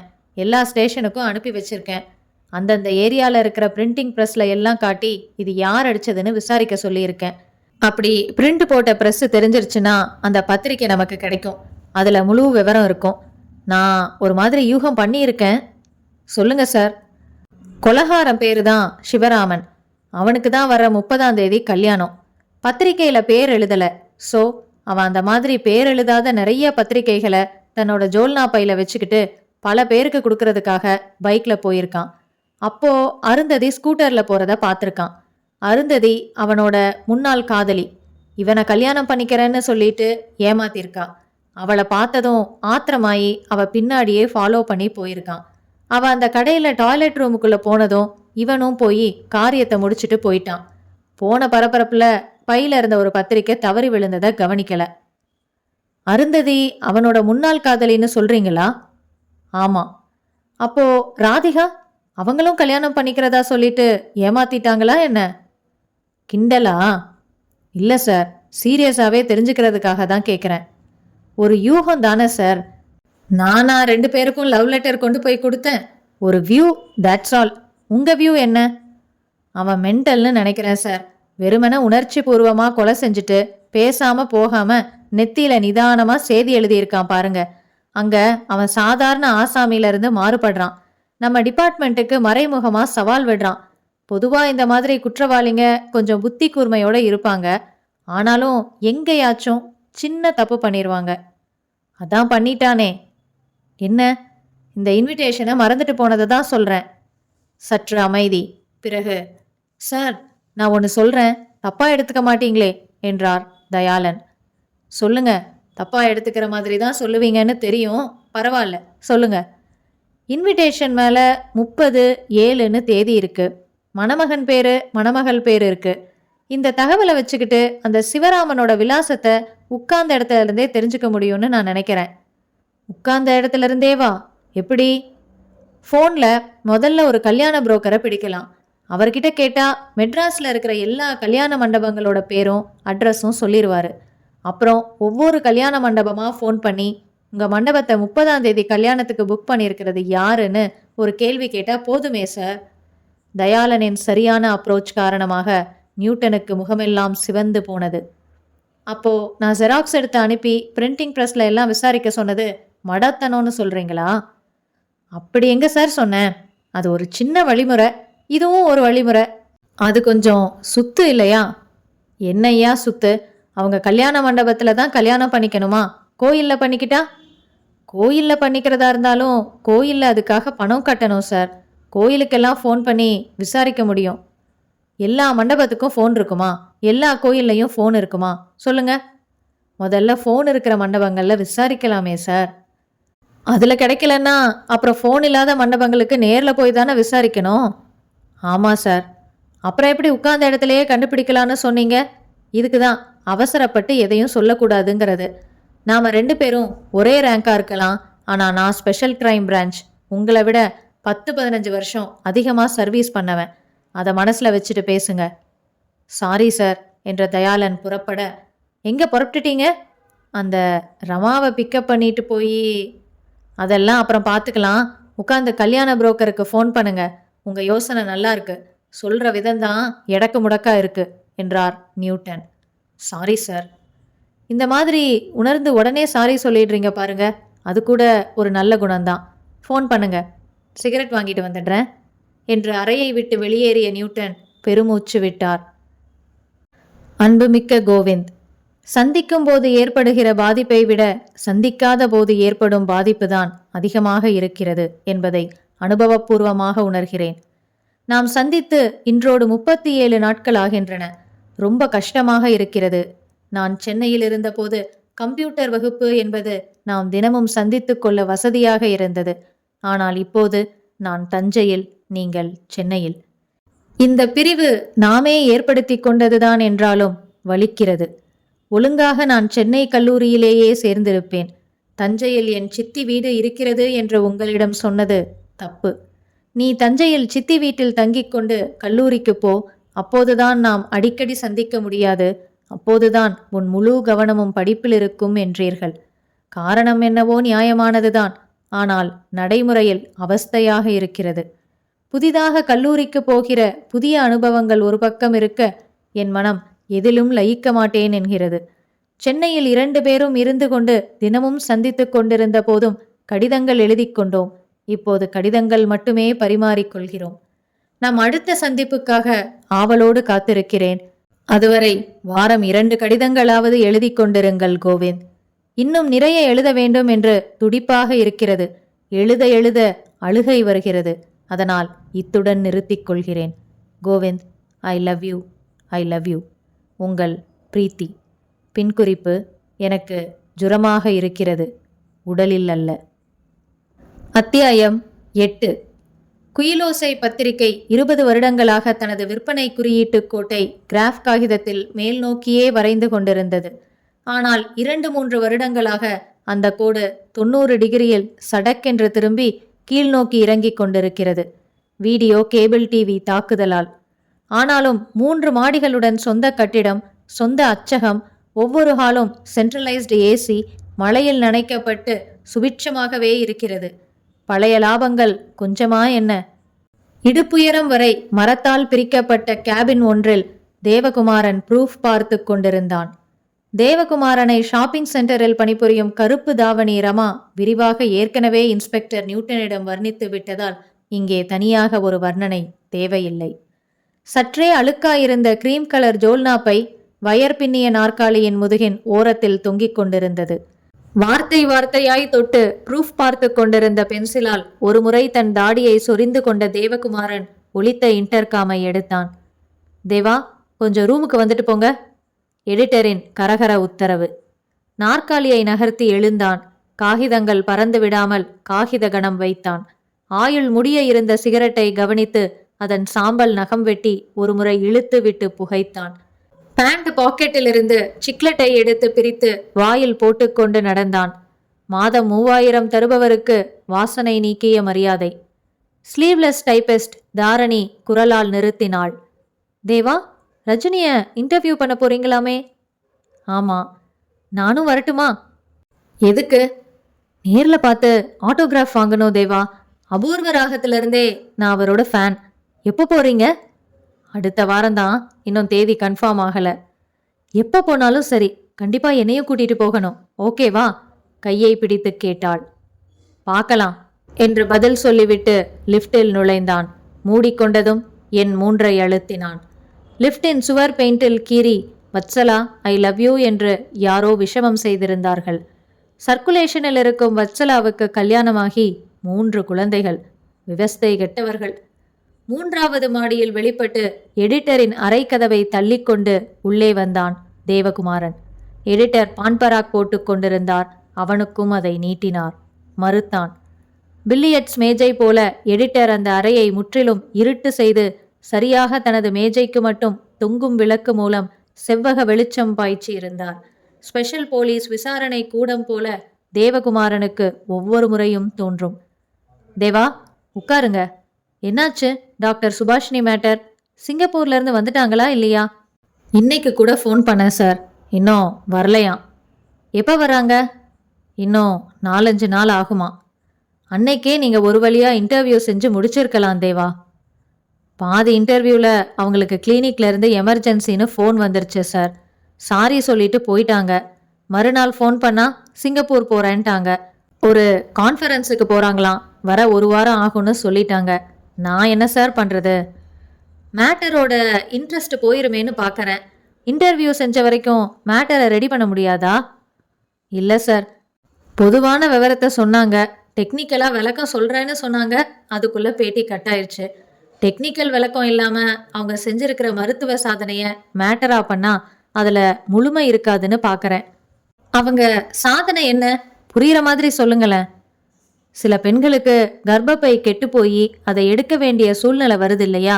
எந்த கண்டிஷன்ல என்கிட்ட வந்தாலும் கர்ப்பப்பையை எடுக்காமலேயே அதுல உள்ள பிரச்சனைகளை ஆபரேஷன் மூலமா சரி செஞ்சிருவேன்னு சேலஞ்சாவே சொல்றாங்க. ஹார்ட் ஸ்பெஷலிஸ்ட் மாதிரி இவங்க கர்ப்பப்பையில ஸ்பெஷலிஸ்ட்.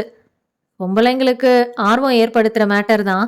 அவங்க சிங்கப்பூர்ல இருந்து வந்ததும் உடனே போய் பாத்துருங்க. இந்த இஷ்யூல எத்தனை ஃபார்ம் ரெடியா இருக்கு? 2 ஃபார்ம் ப்ரெஸ்ஸுக்கு அனுப்பிட்டேன் சார். 3வது ஃபார்ம் இன்னைக்கு முடிச்சிருவேன்.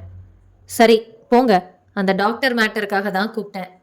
தேவகுமாரன் தானாக சாத்திக் கொள்ளும் கதவை இழுத்து வெளியேறி லிஃப்டில் இறங்கி தன் கேபினுக்கு வந்து அமர்ந்ததும் ஃபோன் ஒலித்தது. எடுத்தான். நான் தான் குருநாதன் பேசுறேன். எப்படி இருக்க? நல்லா இருக்கேன் குரு. என்ன அதிசயமா ஃபோன்லாம் பண்ணியிருக்க? அடுத்த வாரம் நம்ம சிவராமனுக்கு கல்யாணம், தெரியுமா? பத்திரிக்கை வந்துதா? வரல, நேர்ல கொண்டு வந்து கொடுத்தான். நேர்ல கொடுத்தானா? இருக்கட்டும், பேசிக்கிறேன். எனக்கு தபால்ல அனுப்பியிருக்கான் ராஸ்கல். நேர்லனா என்னை தேடி வந்தெல்லாம் கொடுக்கல. நேற்று ஈவினிங் நான் ஒரு முக்கியமான வேலையா பைக்ல போயிட்டு இருந்தேன். சிக்னல்ல வண்டியை நிறுத்தினப்போ பக்கத்து பஸ் ஸ்டாப்ல சிவராமன் நின்றுகிட்டு இருந்தான். என்னை பார்த்துட்டான், கூப்பிட்டான். பைக்கை ஓரமா நிறுத்திட்டு போனா, பார்த்த இடத்துல கொடுக்கறேன்னு தப்பா நினைச்சுக்காத, எனக்கு நேரம் இல்ல, எனக்கு கல்யாணம், இந்தா பத்திரிக்கைன்னு பேரு கூட எழுதாம கொடுத்துட்டு போயிட்டான். அவனுக்கு தெரிஞ்சது அவ்வளோதான். விடு, கல்யாணத்துக்கு ப்ரெசன்டேஷன் நாம 2 பேரும் சேர்ந்து ஏதாச்சும் வாங்கி கொடுத்துடலாமான்னு யோசிச்சேன். சரி, நீயே வாங்கிரு. என்ன அமௌண்ட்டோ அதுல பாதியை கொடுத்துட்றேன். ஆமா, கல்யாணம் எந்த மண்டபத்துல? நிஜத்தை சொல்லணும்னா நான் இன்னும் பத்திரிக்கையை பிரிச்சு கூட பார்க்கல. லைன்லேயே இரு, பார்த்து சொல்றேன். தேவகுமாரன் தனது ஜோல்னா பையை எடுத்து உள்ளே அந்த கல்யாண பத்திரிகையை தேடினான். என்னென்னவோ காகிதங்கள், புகைப்படங்கள், புத்தகங்கள் எல்லாம் இருந்தன. கல்யாண பத்திரிகையை மட்டும் காணவில்லை. சிரமப்படாத, நான் பார்த்துக்கிறேன், வச்சிரவா? சரி என்று சொல்லிவிட்டு போனை வைத்த தேவகுமாரன் பையிலிருந்த அத்தனை பொருட்களையும் வெளியே எடுத்து தேடியும் அந்த பத்திரிகை கிடைக்கவில்லை. எங்கே போயிற்று? சட்டென்று ஒரு மின்னல். நேற்று அந்த ஷாப்பிங் சென்டர்ல இருந்து அவசரமா பைக்ல புறப்பட்டப்போ அந்த வாட்ச்மேன் சார் நில்லு சார் அப்படின்னு கத்துனானே, கண்டுகொள்ளாம வந்துட்டோமே. என்னோட பையில இருந்து அந்த பத்திரிக்கை நழுவி விழுந்திருக்குமோ? அதை கொடுக்கறதுக்கு தான் அவன் கத்தி இருப்பானோ? தேவகுமாரனுக்கு உடனே வியர்த்தது. மை காட், போலீஸ் அந்த வாட்ச்மேனை விசாரிச்சிருந்தா, அவன் அந்த பத்திரிக்கைய அவங்க கிட்ட கொடுத்திருந்தா, என்னோட ரேகை அதுல கிடைக்குமே, மணமகன் சிவராமன் விலாசம் அதுல கிடைக்குமே. சிவராமன்ட்ட விசாரிச்சா என்கிட்ட பஸ் ஸ்டாப்ல வச்சு பத்திரிக்கை கொடுத்ததை சொல்லிடுவான். ச்சே, எந்த சாட்சியும் இல்ல, எந்த தடயமும் இல்லைன்னு நினைச்சிட்டு இருந்தேனே. படபடப்பாக வந்தது. கர்ச்சீஃபை எடுத்து நெற்றியில் ஒற்றிக்கொண்டான். ஒரு சிகரெட்டை எடுத்து பற்ற வைத்து கொண்டு ஒலித்த போனை எடுத்தான். ஹலோ, நான் சிவராமன் பேசுறேன். சொல்லு சிவா, என்ன விஷயம்? நீதான் சொல்லணும். ஏதாச்சும் ப்ராப்ளமா? உன்னை பத்தி போலீஸ் என்கிட்ட வந்து விசாரிச்சாங்களே. என்ன சொல்ற நீ? விவரமா சொல்லு. கொஞ்சம் முன்னாடி இன்ஸ்பெக்டர் நியூட்டன்னு ஒருத்தர் வந்தாரு. நான் உன்கிட்ட கொடுத்த கல்யாண பத்திரிக்கையோட கவரை மட்டும் வச்சிருந்தாரு. அதை வச்சு ரொம்ப மெனக்கெட்டு என் அட்ரஸை கண்டுபிடிச்சதா சொன்னாரு. நேற்று சாயங்காலம் நான் எங்கே இருந்தேன், என்ன பண்ணேன்னு கேட்டாரு. சொன்னேன். பேர் எழுதாம யாருக்காவது பத்திரிக்கை நேற்று கொடுத்தீங்களான்னு கேட்டாரு. உனக்கு கொடுத்தது ஞாபகம் வந்துச்சு, சொன்னேன். தாடி வச்சிருந்தானா, கண்ணாடி போட்டிருந்தானான்னு உன்னோட அடையாளம் பூரா சொல்லி கேட்டாரு. ஆமான்னு சொன்னேன். நீ எங்கே இருக்கேன்னு கேட்டாரு. உன் பத்திரிக்கை ஆஃபீஸ் அட்ரஸ் சொன்னேன். புறப்பட்டு போயிட்டாரு. அவரு போய் எவ்வளோ நேரமாச்சு? 10 நிமிஷம் இருக்கும். என்ன விவகாரம்ப்பா? சாவகாசமாக சொல்கிறேன். ஃபோன் செஞ்சதுக்கு தேங்க்ஸ். ஃபோனை அவசரமாக வைத்துவிட்டு தன் ஜோல்னா பையை எடுத்து மாட்டிக்கொண்டு புறப்பட்ட தேவகுமாரன் டைப்பிஸ்டிடம் வந்து, அரசியல் மேட்டர் ஒன்று, நேரில் போய் கவர் பண்ணணும், அர்ஜென்ட்டாக புறப்பட்டு போகிறேன், எடிட்டர் கிட்ட சொல்லிடு என்றான். அந்த கட்டிடத்திற்கு 2 லிஃப்ட்டுகள். தேவகுமாரன் ஒரு லிஃப்டில் கீழே இறங்கி தரை தொட்டு வெளியேறிய போது மற்றொரு லிஃப்டில் இன்ஸ்பெக்டர் நியூட்டனும் தயாளனும் உள்ளே நுழைந்தார்கள். தேவகுமாரன் தன் பைக்கை எடுத்துக்கொண்டு புறப்பட்டு நின்று கொண்டிருந்த போலீஸ் ஜீப்பை கடைக்கண்ணால் பார்த்தபடி கடந்து காற்றில் சீறி தடதடத்தான். நோ, போலீஸ், எனக்கு இன்னும் வேலை பாக்கி இருக்குது. அது வரைக்கும் உன் கையில சிக்க மாட்டேன். என் இனிய பிரீத்தி, அதே அவஸ்தையை நானும் அனுபவித்து வருகிறேன். நினைவு ஒரு சுகம் கண்ணே, அசை போடுதல் ஒரு சுவாரஸ்யம் பெண்ணே. வேண்டாம், என்னை அழைக்காதே. உன்னை சந்திக்கும் துடிப்பு எனக்கு இருந்தாலும் நான் உன்னை பார்க்க இப்போதைக்கு வரப்போவதில்லை. வந்தால் உன் ஜுரம் மேலும் அதிகரிக்கும். தேவையா? இத்துடன் என் புகைப்படம் வருகிறது. நீ என்னை பார்த்து கொண்டே இருப்பதற்காக. உடனே உன் புகைப்படத்தை அனுப்பு. நான் உன்னை பார்த்து கொண்டே இருப்பதற்காக. சந்திப்பு நம் கடிதங்களிலும் நம் கனவுகளிலும் மட்டுமே தொடரட்டும். இயல்பாக ஒரு சந்தர்ப்பம் அமையும் வரை காத்திருப்போம். அதுவரை நினைவுகளை அசை போடலாம். கல்லூரி வாழ்க்கை உனக்கு புது அனுபவம். கவனத்தை சிதறவிடாமல் கவனமாகப் படி. இப்படிக்கு உன் கோவிந்த். அத்தியாயம் 9. நோ, இருக்கவே முடியாது. தேவகுமாரன் ஒரு பொறுப்பான சப் எடிட்டர். நீங்க வேற யாரையோ நினைச்சு தப்பான இடத்துக்கு விசாரிக்க வந்திருக்கீங்க என்றார் எடிட்டர். நியூட்டன் ஸ்ட்ரா வழியாக குளிர்பானம் அருந்தியபடியே புன்னகைத்தார். அருந்தி முடிக்க உதடுகளை ஒற்றிக்கொண்ட தயாளன், மன்னிக்கணும் சார், சந்தேகப்படுறவங்க யாரா இருந்தாலும் விசாரிக்க வேண்டியது எங்க கடமை. எங்க விசாரணைக்கு ஒத்துழைக்க வேண்டியது உங்க கடமை என்றார். நியூட்டனை பார்த்தார். வசனத்தை அவர் கண்டுகொள்வதாக இல்லை. என் அபிப்பிராயத்தை சொன்னேன். நீங்க அவரை தாராளமா விசாரிக்கலாம். நீங்க ஹால்ல போய் விசாரிச்சா ஒரு சீன் கிரியேட் ஆகும். நான் அவரை இங்க வர சொல்றேன், விசாரிங்க. தட்ஸ் பெட்டர் என்றார் நியூட்டன். எடிட்டர் இன்டர்காமில் தேவகுமாரனை முயன்று அவன் கிடைக்காமல் டைப்பிஸ்டிடம் பேசிவிட்டு வைத்து, இப்ப அவர் ஆபீஸ்ல இல்ல, அரசியல் சம்பந்தமா ஒரு நியூஸ் போன்ல வந்ததுனால அர்ஜென்ட்டா இப்பதான் 5 நிமிஷம் முன்னாடி புறப்பட்டு போயிருக்காரு. எங்க போயிருக்காரு? அத சொல்லிட்டு போகல. எப்போ வருவாரு? அதுவும் சொல்லிட்டு போகல. இன்னைக்கு ஒரு ஃபார்ம் முடிச்சாகணும், எப்படியும் வந்துருவாரு. அவர் வந்ததும் உங்க ஆபீஸுக்கு வந்து பார்க்க சொல்லட்டுமா? இல்ல, எவ்வளோ நேரமானாலும் அவர் வந்ததும் பார்த்து பேசிட்டே போறோம். அவரை பத்தி சொல்லுங்களேன். எந்த ஊர் அவரு? இந்த ஊர் தான். நம்ம பத்திரிக்கையில ஒரு ரிப்போர்ட்டரா 7 வருஷத்துக்கு முன்னாடி சேர்ந்தாரு. முன்னேறி சப் எடிட்டர் ஆயிட்டாரு. துடிப்பான இளைஞர். அப்பா அம்மா இல்ல. நுங்கம்பாக்கத்துல தனியா ஒரு ஃப்ளாட்ல தங்கி இருக்காரு. சின்சியரானவர், நாணயமானவர். அவர் மேல ஒரு கம்ப்ளைண்ட்டும் கிடையாது. கல்யாணம் ஆனவரா? இல்ல, இன்னும் ஆகல. அவர் பேரே தேவகுமார் தானா? இல்ல, அது பத்திரிக்கையில கட்டுரைகள் எழுதுறதுக்காக வச்சுக்கிட்ட புனை பெயர். அவரோட பேரு கோவிந்த். அவரோட ஃப்ளாட் அட்ரஸ் தர முடியுமா? எடிட்டர் சொல்ல தயாளன் குறித்து கொண்டார். 2 மணி நேரம் காத்திருந்தும் தேவகுமாரன் வராமல் போகவே, தயாளன், நான் இங்க இருக்கேன், நீங்க அவரோட ஃப்ளாட்டுக்கு போய் பார்த்துட்டு வந்துருங்களேன். ஒருவேளை அங்க போயிருக்க போறாரு என்றார் நியூட்டன். தயாளன் எழுந்து கொண்டார். நுங்கம்பாக்கத்தில் தேவகுமாரனின் 17ஆம் நம்பர் ஃப்ளாட் அந்த 5 மாடி கட்டிடத்தில் 4வது மாடியில் இருந்தது. லிஃப்ட் ரிப்பேர் என்ற அட்டை தொங்க சலித்து படிகள் ஏறி தயாளன் மேலே வந்தபோது அந்த ஃப்ளாட் பூட்டப்பட்டிருந்தது. கதவில் பிளாஸ்டிக் போர்டில் தேவகுமாரன் தவிர குயிலோசை படியுங்கள் என்ற ஸ்டிக்கர் இருந்தது. அருகில் 18ஆம் நம்பர் ஃப்ளாட் இருந்தது. அதன் கதவில் மிஸ் திவ்ய பிரபாசினி ஆக்ட்ரஸ் என்று ஆங்கில போர்டு ஸ்க்ரூ செய்யப்பட்டிருக்க தயாளன் டிங் டாங் என்று மணியை ஒலிக்கச் செய்தார். முகமெல்லாம் பருக்களுடன் நைட்டியில் கதவை திறந்த பெண் கூந்தலின் பாதி வழியில் சீப்பு தொங்க, என்ன சார் என்றாள். 17ஆம் நம்பர்ல மிஸ்டர் தேவகுமாரனை பார்க்க வந்தேன். கொஞ்ச நேரம் முன்னாடி வந்துட்டு போனாரா? உங்களுக்கு எதுவும் தெரியுமா?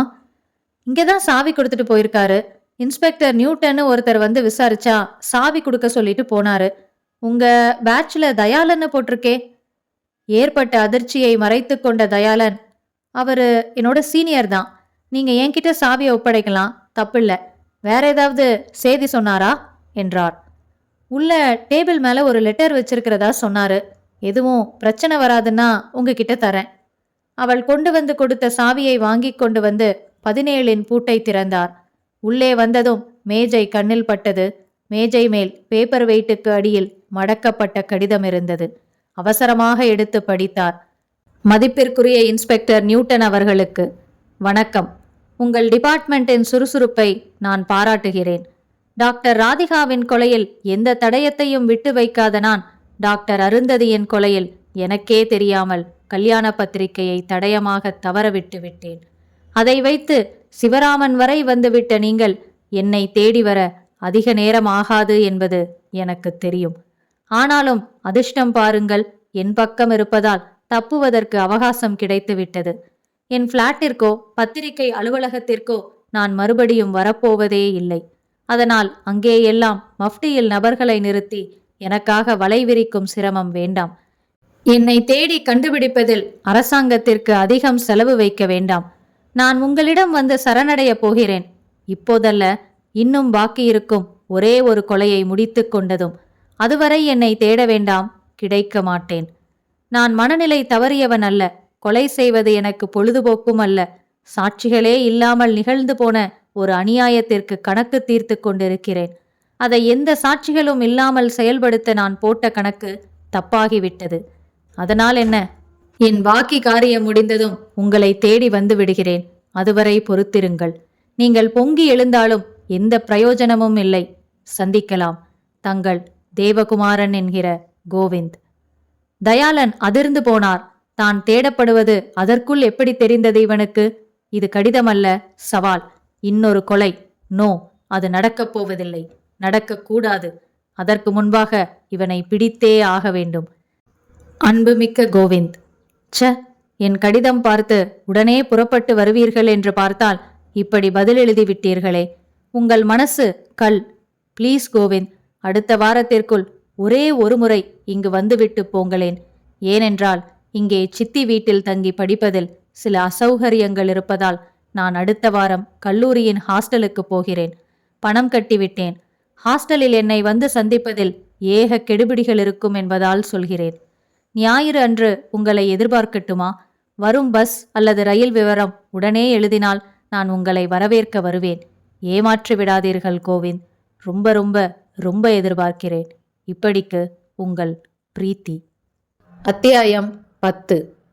உங்க முகத்துக்கு தாடி ரொம்ப அம்சமாக தானே சார் இருக்கு.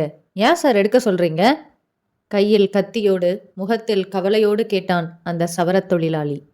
உயர நாற்காலியில் சாய்ந்திருந்த கோவிந்த், தாடி வச்சுக்கிறதும் எடுக்கிறதும் ஏன் இஷ்டம். இப்போ ஷேவ் பண்ணுறியா இல்லை நான் வேற கடைக்கு போகட்டுமா என்று எழ முயன்றான்.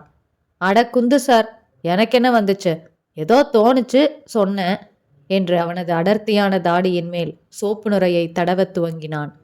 1/4 மணி நேரம் கழித்து கண்ணாடியில் பார்த்து கொண்ட போது அவனுக்கு தன்னையே அடையாளம் தெரியவில்லை.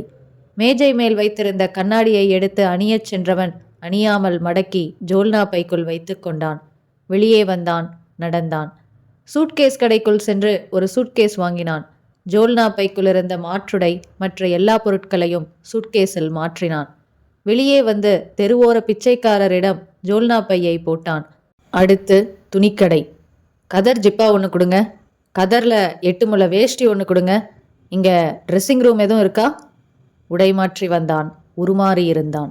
அணிந்திருந்த பேண்ட்டையும் சட்டையையும் எடுத்து சூட்கேஸிற்குள் வைத்து கொண்டான். நடந்தான். நடைபாதை பிள்ளையாருக்கு தோப்புக்கரணம் போட்டுவிட்டு விபூதியும் குங்குமமும் இட்டுக்கொண்டு ஜவுளிக்கடை ஷோகேஸ் கண்ணாடியில் பார்த்து கொண்டான். நானா? கோவிந்தா இது? நானே நம்ப மாட்டேன். ஆட்டோ. இறங்கிக் கொண்டது சைதாப்பேட்டையில். ரயில்வே கேட் அருகில் மரக்கடைகள் தாண்டி வந்து வெளிப்புறமாக புறப்பட்ட மாடிப்படிகளில் ஏறி அந்த வீட்டின் மாடி போர்ஷனுக்கு வந்து பெல்லடிக்க அவசியமில்லாமல் அவள் கதவை திறந்து வைத்துவிட்டு வீடு முழுக்க சாம்பிராணி போட்டு கொண்டிருந்தாள். புகை வடிந்ததும் அடையாளம் புரியாமல் கண்களை சுருக்கி யாரு என்றாள். காட்டன் புடவை, கருப்பு ஜாக்கெட், இடுப்பில் எம்ஆர்எஃப். என்ன தெரியல? தேவகுமாரன். உள்ள வாங்க சார். இது என்ன வேஷம்? உட்கார்ந்தான். கதவை சாத்தி விட்டு வரச் சொன்னான். பிரேமா, என்ன காரணம் எதுவும் கேட்காத. என்னை கொலகாரன்னு முடிவு பண்ணி போலீஸ் தேடிட்டு இருக்காங்க. நான் கொலகாரன் இல்லைன்னு நிரூபிக்க எனக்கு அவகாசம் வேணும். அது வரைக்கும் தலைமறைவா இருந்தாகணும். 2-3 நாளைக்கு நான் உன் வீட்டில் தங்கிக்கலாமா? நான் இங்கே இருக்கிறத யார்கிட்டையும் சொல்லாமல் இருப்பியா? பிரேமா சிரித்தாள். என்ன கேள்வி சார் இது? பக்தன் தான் தெய்வத்துக்கிட்ட வரம் கேட்கணும். தெய்வம் பக்தன்கிட்ட வரம் கேட்கக்கூடாது. சினிமா சான்ஸுக்காக மெட்ராஸ் வந்து சீரழிஞ்சு தற்கொலை பண்ணிக்க இருந்த என்ன காப்பாத்துனீங்க. உங்களுக்கு தெரிஞ்ச நாடக கம்பெனியில் சொல்லி நாடக நடிகை ஆக்குனீங்க. வாழ்க்கையில் ஒரு நம்பிக்கையை உண்டாக்குனதே நீங்கள் தானே சார். நீங்கள் கொலையே செஞ்சுட்டு வந்திருந்தாலும் நான் உங்களை என் கழுத்தை அறுத்தா கூட காட்டி கொடுக்க மாட்டேன். இங்கே எத்தனை நாள் வேணாலும் நீங்கள் தங்கிக்கலாம் சார் என்றாள் பிரேமா. பின்குறிப்பாக கண்களில் கண்ணீர். தேங்க்யூ பிரேமா என்றான் கோவிந்த்.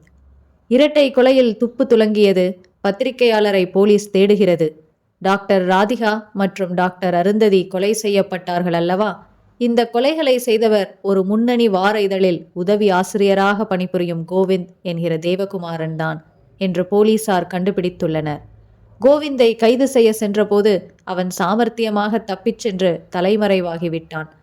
அவனின் புகைப்படத்தை காட்டி, இதில் உள்ளவன்தான் கொலைகாரன் கோவிந்த். இவனை பற்றிய தகவல்களை பொதுமக்கள் உடனே போலீசுக்கு சொல்ல கோரப்படுகிறார்கள். அந்த சிவராமன் கிட்ட கொலை சம்பந்தமாக தான் உங்கள் ஃப்ரெண்டை தேடுறோன்னு தெளிவாக சொல்லியிருந்தா அவன் கோவிந்துக்கு ஃபோன் பண்ணி பேசியிருக்க மாட்டான். அதில் தான் அவன் அலர்ட் ஆயிட்டான், தலைமறைவாயிட்டான் என்று நொந்து போன குரலில் இன்ஸ்பெக்டர் நியூட்டன் சொன்னார். விவரமாக சொல்லிடலான்னு நான் அப்பவே சொன்னதுக்கு எதை எப்படி விசாரிக்கணும்னு எனக்கு தெரியும்னு நீங்கள் தானே சார் சொன்னீங்க என்றார் தயாளன். என்ன பண்ணுறது, அவன் விதி ஸ்ட்ராங்காக இருக்கு, தப்பிச்சிட்டான். சார், ஒரு போலீஸ்காரன் மதி பற்றி தான் பேசணும், ஜோசியக்கார மாதிரி விதி பற்றி எல்லாம் பேசக்கூடாது. சரி, நடந்தது நடந்து போச்சு, விடுங்க. இனி என்ன செய்கிறதுன்னு யோசிக்கணும். எல்லாம் என் நேரம், உன்கிட்ட அட்வைஸ் வாங்கிக்கணும்னு. அவன் வீட்டில் எத்தனை கரப்பாம்பூச்சி இருக்குன்னு சொல்கிற அளவுக்கு தரவாக தேடி பார்த்துட்டோம். நடந்த 2 கொலை பற்றி எந்த தகவலும் கிடைக்கல. இப்போ அவன் எங்கே பதுங்கி இருப்பான்னு தெரிஞ்சுக்க எந்த க்ளூவும் கிடைக்கல. ஃபோட்டோ போட்டு எல்லா பத்திரிக்கையிலையும் விளம்பரம் கொடுத்தாச்சு. பத்திரிக்கை ஆஃபீஸ்லையும் ஃப்ளாட்லையும் மஃப்டியில் கான்ஸ்டபிள்ஸ் கண்காணிச்சிட்டு இருக்காங்க. இதுக்கு மேலே என்ன செய்ய சொல்கிறீங்க நீங்கள்? கொண்டு வந்து வைக்கப்பட்ட சூடான காஃபியை எடுத்து வைத்து உதடு சுட்டு கொண்டார் நியூட்டன். சார், அவனை பிடிக்கிறது முக்கியம். அதே சமயம் அவன் லெட்டரில் எழுதியிருக்கிற 3வது கொலை நடக்காமல் தடுக்கிறது அதை விட முக்கியம். அவன் யாரை கொல்ல போகிறான்னு யாருக்கு தெரியும்?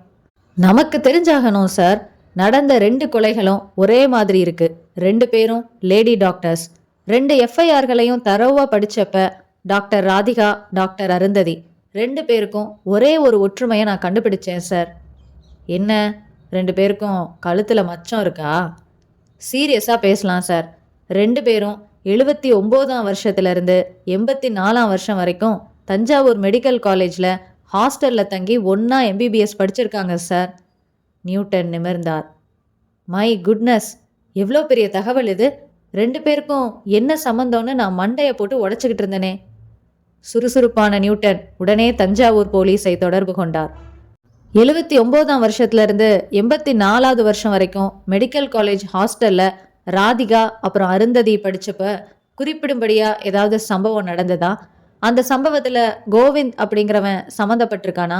அப்போது ஹாஸ்டலுக்கு வார்டனாக இருந்தது யாரு?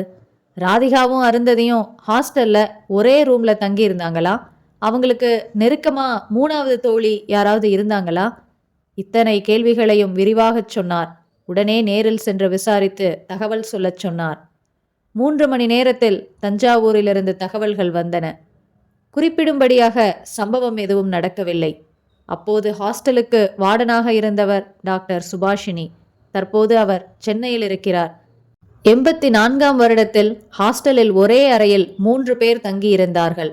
ஒருவர் அருந்ததி, மற்றொருவர் ராதிகா, 3ஆமவர் மகேஸ்வரி. அந்த மகேஸ்வரி தான் இப்போது தமிழக அமைச்சரவையில் இடம்பெற்றுள்ள சுகாதார அமைச்சர் மாண்புமிகு மகேஸ்வரி ரங்கநாதன். மை காட் என்றார் நியூட்டன். அவன் 3ஆவதா கொலை செய்ய போறது அமைச்சர் மகேஸ்வரி ரங்கநாதனையா? இருங்க சார், பதட்டப்படாதீங்க. நமக்கு கொலைகளுக்கான மோட்டிவ் தெரியாது.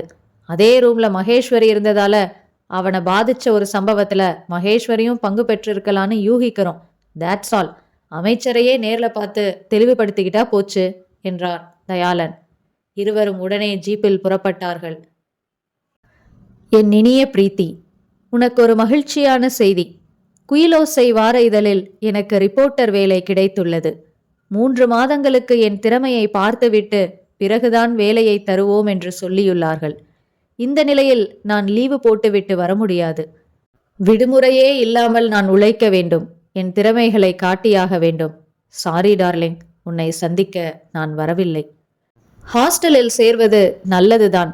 இன்னும் முழுமையாக உன் படிப்பில் கவனம் செலுத்த முடியும். என்மேல் கோபமில்லை என்று நீ எழுதினால் நான் மகிழ்வேன். கோபம் என்று எழுதினாலும் மகிழ்வேன். உரிமை உள்ள இடத்தில்தானே கோபம் வரும். இப்படிக்கு உன் கோவிந்த். இறுதி அத்தியாயம். அமைச்சர் மகேஸ்வரி ரங்கநாதன் மைசூர் சில்க் கட்டியிருந்தார். கொண்டை போட்டிருந்தார். காதில் முத்துக்கம்மல், கோல்டு ஃப்ரேமில் கண்ணாடி, அதனோடு இணைந்த தங்கச் செயின் கழுத்தில். சிரித்தபோது முகமும் நன்றாயில்லை, ஒளியும் நன்றாயில்லை. என்னையா, கொலை செய்ய போறானா? ஜோக் இன்ஸ்பெக்டர், இதெல்லாம் ஜோக். நான் என்ன இந்திரா காந்தி அளவுக்கு பெரிய தலைவியா என்ன? இன்ஸ்பெக்டர் நியூட்டன் நின்ற நிலையில் கைகளை பிசைந்தார். ஏதாவது சொல்ல என்று தயாளனை பார்த்தார். மேடம், உறுதியா இதை நாங்க சொல்லல, ஒரு யூகம்தான். டாக்டர் ராதிகா, டாக்டர் அருந்ததி 2 பேரோட நீங்களும் ஒரு ரூம்மேட்டா ஹாஸ்டல்ல தங்கி படிச்சிருக்கீங்க. அதனால அதனால அவன் எங்களுக்கு எழுதின லெட்டர்ல இன்னும் ஒரு கொலை பாக்கி இருக்குன்னு குறிப்பிட்டிருக்கிறான். அதனால 3 பேர் சம்பந்தப்பட்ட ஒரு சம்பவம் அவனை கொலை செய்யற அளவுக்கு பாதிச்சிருக்கு. 2 பேர் ராதிகாவும் அருந்ததியும். 3வது நபர் யாருன்னு நாங்க கண்டுபிடிச்சு பாதுகாப்பு கொடுத்தாகணும். கொஞ்சம் யோசிச்சு பாருங்க மேடம். நீங்க படிச்ச காலத்துல ஏதாச்சும் ஒரு பெரிய சம்பவம் நடந்ததா? அதுல ராதிகாவும் அருந்ததியும் சம்பந்தப்பட்டாங்களா? அதனால கோவிந்தன் யாராவது பாதிக்கப்பட்டானா? அமைச்சர் யோசித்தார். அந்த சம்பவம் நினைவிற்கு வந்தது. 84 நடந்த அந்த சம்பவம், ஹாஸ்டலில் நடந்த சம்பவம். நான், அருந்ததி, ராதிகா 3 பேரும் சூத்திரதாரிகளாக இருந்த சம்பவம். அதனால் பாதிக்கப்பட்டவனா இந்த கோவிந்த்? இருக்கலாம். ஆனால் இப்போது நான் அமைச்சர், மக்களிடம் நல்ல மதிப்பையும் மரியாதையையும் பெற்றுள்ள அமைச்சர். இப்போது அந்த சம்பவத்தை எப்படி சொல்வது? ராஜினாமா செய் என்ற எதிர்க்கட்சி எம்எல்ஏக்கள் குரல் எழுப்ப மாட்டார்களா? பெரிய பிரச்சனையாக்க மாட்டார்களா? நோ, நான் பதவி விலக முடியாது. எனக்கு அப்படி எதுவும் ஞாபகத்துக்கு வரலையே. சரி மேடம், நல்லா நிதானமாக யோசிங்க. ஏதாச்சும் ஞாபகத்துக்கு வந்தா சொல்லுங்க. உங்களுக்கு பாதுகாப்பு ஏற்பாடுகளை அதிகமாக்க சொல்கிறோம். அவனை நாங்கள் பிடிக்கிற வரைக்கும் வெளி நிகழ்ச்சிகள் எதுலேயும் கொஞ்ச நாளைக்கு கலந்துக்க வேண்டாமே. உங்கள் நல்லதுக்காக தான் சொல்கிறோம். இன்னைக்கு ராத்திரி 7 மணிக்கு பொன்னேரியில் ஒரு சுகாதார மையம் திறந்து வச்சு கூட்டத்தில் பேசுகிறேன். இதுக்கப்புறம் ஒரு வாரத்துக்கு பொது நிகழ்ச்சிகள் எதுவும் இல்லை. இந்த வாரத்தில் அவனை பிடிச்சிட மாட்டீங்களா? நிச்சயம் பிடிச்சிருவோம் மேடம். இன்னைக்கு நிகழ்ச்சியை ரத்து செய்ய முடியாதா? இல்லை, இது ரொம்ப நாளாக தள்ளி போன நிகழ்ச்சி. காரணம் இல்லாமல் ரத்து செஞ்சால் நல்லா இருக்காது. அதோட அது என்னோட தொகுதி, பேரு கெட்டு போயிடும். இன்னைக்கு மட்டும் தானே, அதுவும் நைட்டு ஒரே 1 மணி நேர நிகழ்ச்சி தான். கொஞ்சம் டைட்டாக செக்யூரிட்டி போட்டு பாதுகாப்பு கொடுக்க ஏற்பாடு பண்ணிருங்க. உத்தரவு போல சொல்லிவிட்டு அமைச்சர் எழுந்து கொண்டதும் மேற்கொண்டு பேச இயலாமல் இருவரும் தலையசைத்து விட்டு வெளியே வந்தார்கள். அவனோட குறி இவங்க தானே ஆணித்தரமாக சொல்ல நம்மக்கிட்ட ஆதாரம் எதுவும் இல்லாததால நம்மளால ஸ்ட்ராங்காக எதுவும் சொல்ல முடியல என்றார் ஜீப்பில் ஏறிய நியூட்டன். மேடம் எதையோ மறைக்கிற மாதிரி எனக்கு படுது. ஏதோ ஒரு சம்பவம் நடந்திருக்கு, அதில் இவங்களும் சம்மந்தப்பட்டிருக்காங்க. கட்டாயமாக மறைக்கிறாங்க. இப்போ நெக்ஸ்ட் மூவ் என்ன? நீங்கள் டிஐஜியை போய் பார்த்து அமைச்சரோட இன்னைக்கு நிகழ்ச்சிக்கு கடுமையான பாதுகாப்பு ஏற்பாடு பண்ண சொல்லுங்கள் சார். நான் அந்த டாக்டர் சுபாஷினி யாருன்னு விசாரித்து போய் பார்க்குறேன் என்றார் தயாளன். யார் அது? அந்த டைமில் ஹாஸ்டலுக்கு வார்டனாக இருந்தவங்க என்றார். மணி பார்த்தான் கோவிந்த். மாலை 5. கதவு தட்டப்பட்டது. போய் திறந்தான். பிரேமா உள்ளே வந்தாள். என்ன பிரேமா, உன்னை 4:30க்கே வர சொன்னனே. சாரி சார், பஸ்ஸு கிடைக்கல. ரிஹர்சல் 3 மணிக்கே முடிஞ்சிருச்சு என்றவள் தரையில் துண்டு விரிக்கப்பட்டு படுக்க வைக்கப்பட்டிருந்த குழந்தையை பார்த்தாள். சிரித்தது, பெரிதாக திருஷ்டி போட்டு. ஹை, யார் குழந்தை இது? சினிமாவில் நடிக்கிற குழந்தை. வாடகைக்கு வாங்கிட்டு வந்தேன். ராத்திரி 9 மணிக்கு ஒப்படைச்சாகணும். எதுக்கு வாடகைக்கு இப்போ குழந்தை என்றவள் சோஃபா மேல் செய்தித்தாள் போட்டு சுற்றி வைக்கப்பட்டிருந்த அந்த ரோஜா பூ மாலையை பார்த்தாள். என்ன இது மாலை எல்லாம்? பிரேமா, கேள்வி எதுவும் கேட்காம நீ எனக்கு ஒரு உதவி செய்ய முடியுமா? என்ன செய்யணும்? கொஞ்ச நேரத்துக்கு எனக்கு பொண்டாட்டியா நடிக்கணும்.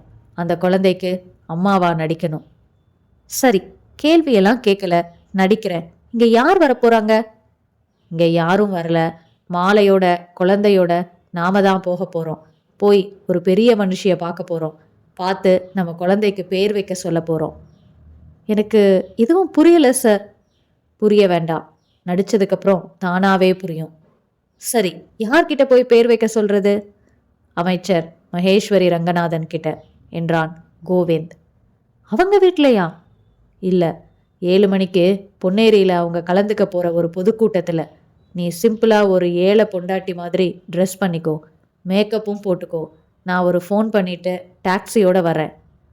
கோவிந்த் வெளியேற எதுவும் புரியாத பிரேமா தோள்களை ஒரு முறை குலுக்கிக் கொண்டு குழந்தையை தூக்கி கொஞ்ச துவங்கினாள்.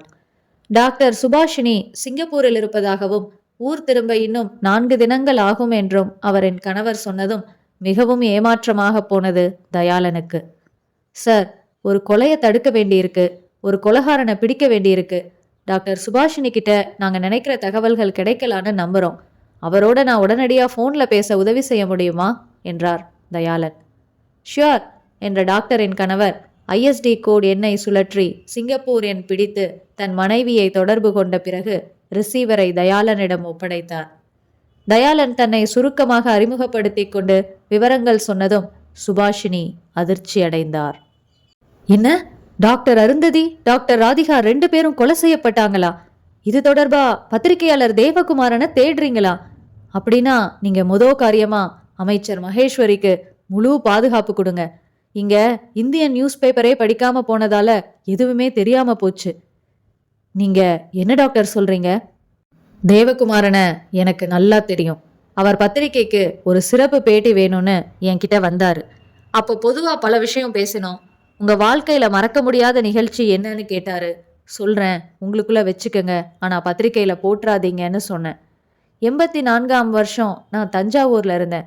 அப்போ medical college ladies hostel warden பொறுப்பு எனக்கு இருந்தது. அப்போ ஹாஸ்டல்ல நடந்த சம்பவத்தை சொன்னேன். என்ன சம்பவம் டாக்டர் அது? மகேஸ்வரி, ராதிகா, அருந்ததி 3 பேரும் ஃபைனல் இயர் ஸ்டூடெண்ட்ஸ். ஒரே ரூம்ல இருந்தாங்க. பயங்கரமான லூட்டி. காலேஜில் வருஷம் படிக்கிற பிரீத்திங்கிற பொண்ணு ஹாஸ்டலில் சேர்ந்தா. அவளை இவங்க 3 பேரும் ராகிங் பண்ணாங்க. தன்னோட ரூமுக்கு அவளை வரவழைச்சு வெஸ்டர்ன் மியூசிக் போட்டு அவளை மிரட்டி உடம்புல ஒட்டு துணி இல்லாமல் ஆட வச்சிருக்காங்க. அந்த பொண்ணு அழுதுகிட்டே போய் அன்னைக்கு ராத்திரியே பூச்சி மருந்து சாப்பிட்டு செத்து போயிருச்சு. அவளோட பேக்ல யாரோ கோவிந்த்னு அவளோட காதலன் எழுதின லவ் லெட்டர்ஸ் இருந்தது. காலேஜ் பேரும் கிடக்கூடாது, 3 ஸ்டூடெண்ட்டோட எதிர்காலமும் கிடக்கூடாதுன்னு அந்த லெட்டர்ஸை காமிச்சு போலீஸ்கிட்ட லவ் ஃபெயிலியர்னால செத்து போயிட்டா போல இருக்கு அப்படின்னு நான் கேஸை மாற்றி விட்டுட்டேன். இதை தேவகுமாரன் கிட்ட சொன்னேன். தேவகுமாரனோட ஒரிஜினல் பேரு தான் கோவிந்த் மேடம். சரிதான், தன்னோட காதலி தற்கொலை செஞ்சுக்க காரணமாயிருந்த 3 பேரையும் கொலை செய்ய ஆரம்பிச்சிட்டான் போல இருக்கு. ரொம்ப தேங்க்ஸ் டாக்டர். அப்போ கன்ஃபார்மா அவனோட அடுத்த குறி அமைச்சர் தான். நாங்கள் பார்த்துக்கிறோம். ஃபோனை வைத்த தயாளன் உடனே நியூட்டனை தொடர்பு கொண்டு சுருக்கமாக விவரம் சொல்லி, அதனால அமைச்சரை கண்டிப்பா இன்னைக்கு நிகழ்ச்சியில கலந்துக்க வேண்டான்னு சொல்லிருங்க சார் என்றார். சான்ஸே இல்லை. இப்பதான் அமைச்சர் வீட்டில இருந்து ஃபோன் வந்துச்சு. மீட்டிங்க்கு அமைச்சர் புறப்பட்டு போயாச்சுன்னு. ஆனா கவலையே படாதீங்க, பாதுகாப்பு ஏற்பாடு பிரதமருக்கு கொடுக்குற அளவுக்கு கொடுக்கப்பட்டிருக்கு. நான் அங்கதான் புறப்பட்டு போயிட்டு இருக்கேன். நீங்களும் நேரா அங்க வந்துருங்க என்றார் நியூட்டன். பொதுக்கூட்ட மேடையில் பிரகாசமான விளக்குகள் எரிந்து கொண்டிருக்க கட்சி சின்னம் மேடை மேல் சீரியல் செட்டில் ஒளிர்ந்தது. கட்சி பேனர்களும் தோரணங்களும் அமர்க்கலப்பட்டிருந்தன. பொதுமக்கள் எவ்வளவு பேரோ அவ்வளவு போலீஸ் தலைகளும் தெரிந்தன. மேடையை சுற்றிலும் போலீஸ்காரர்கள் மனித வளையம் ஏற்படுத்தி இடைவெளியில்லாமல் நின்றிருந்தார்கள். சந்தேகமாக தெரிகிறவனெல்லாம் சட்டை பிடிக்கப்பட்டு வெளியேற்றப்பட்டான்.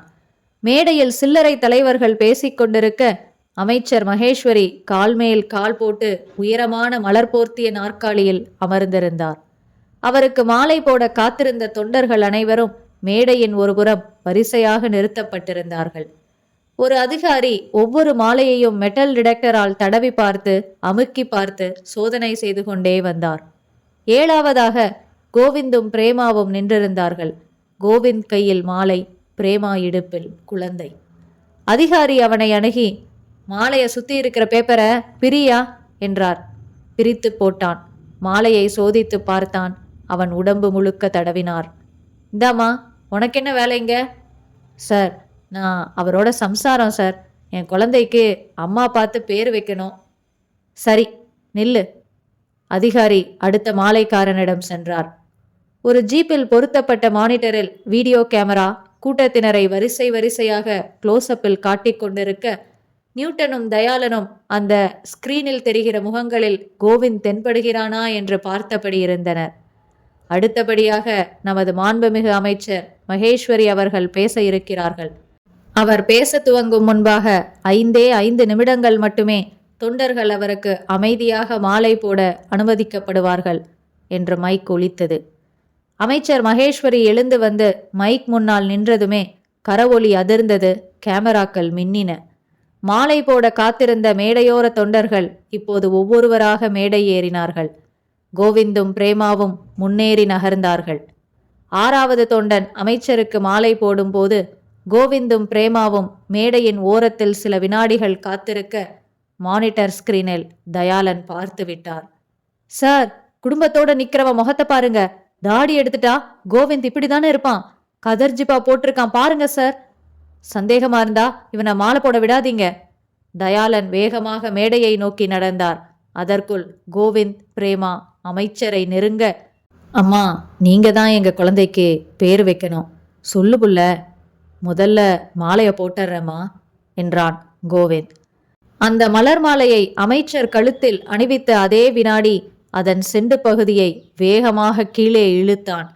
பூக்கள் உதிர இவன் விசேஷமாக செய்த செட்டப்பின்படி நார்களுக்கு பதிலாக பூக்கள் தொடுக்கப்பட்டிருந்த கண்ணாடி துகள்களும் சைனைடும் கலந்து பூசப்பட்ட ட்வைன் கயிறுகள் சுருக்காக மாறி அமைச்சரின் கழுத்தை நெரிக்க கண்ணாடி துகள்கள் கழுத்தை அறுத்தன.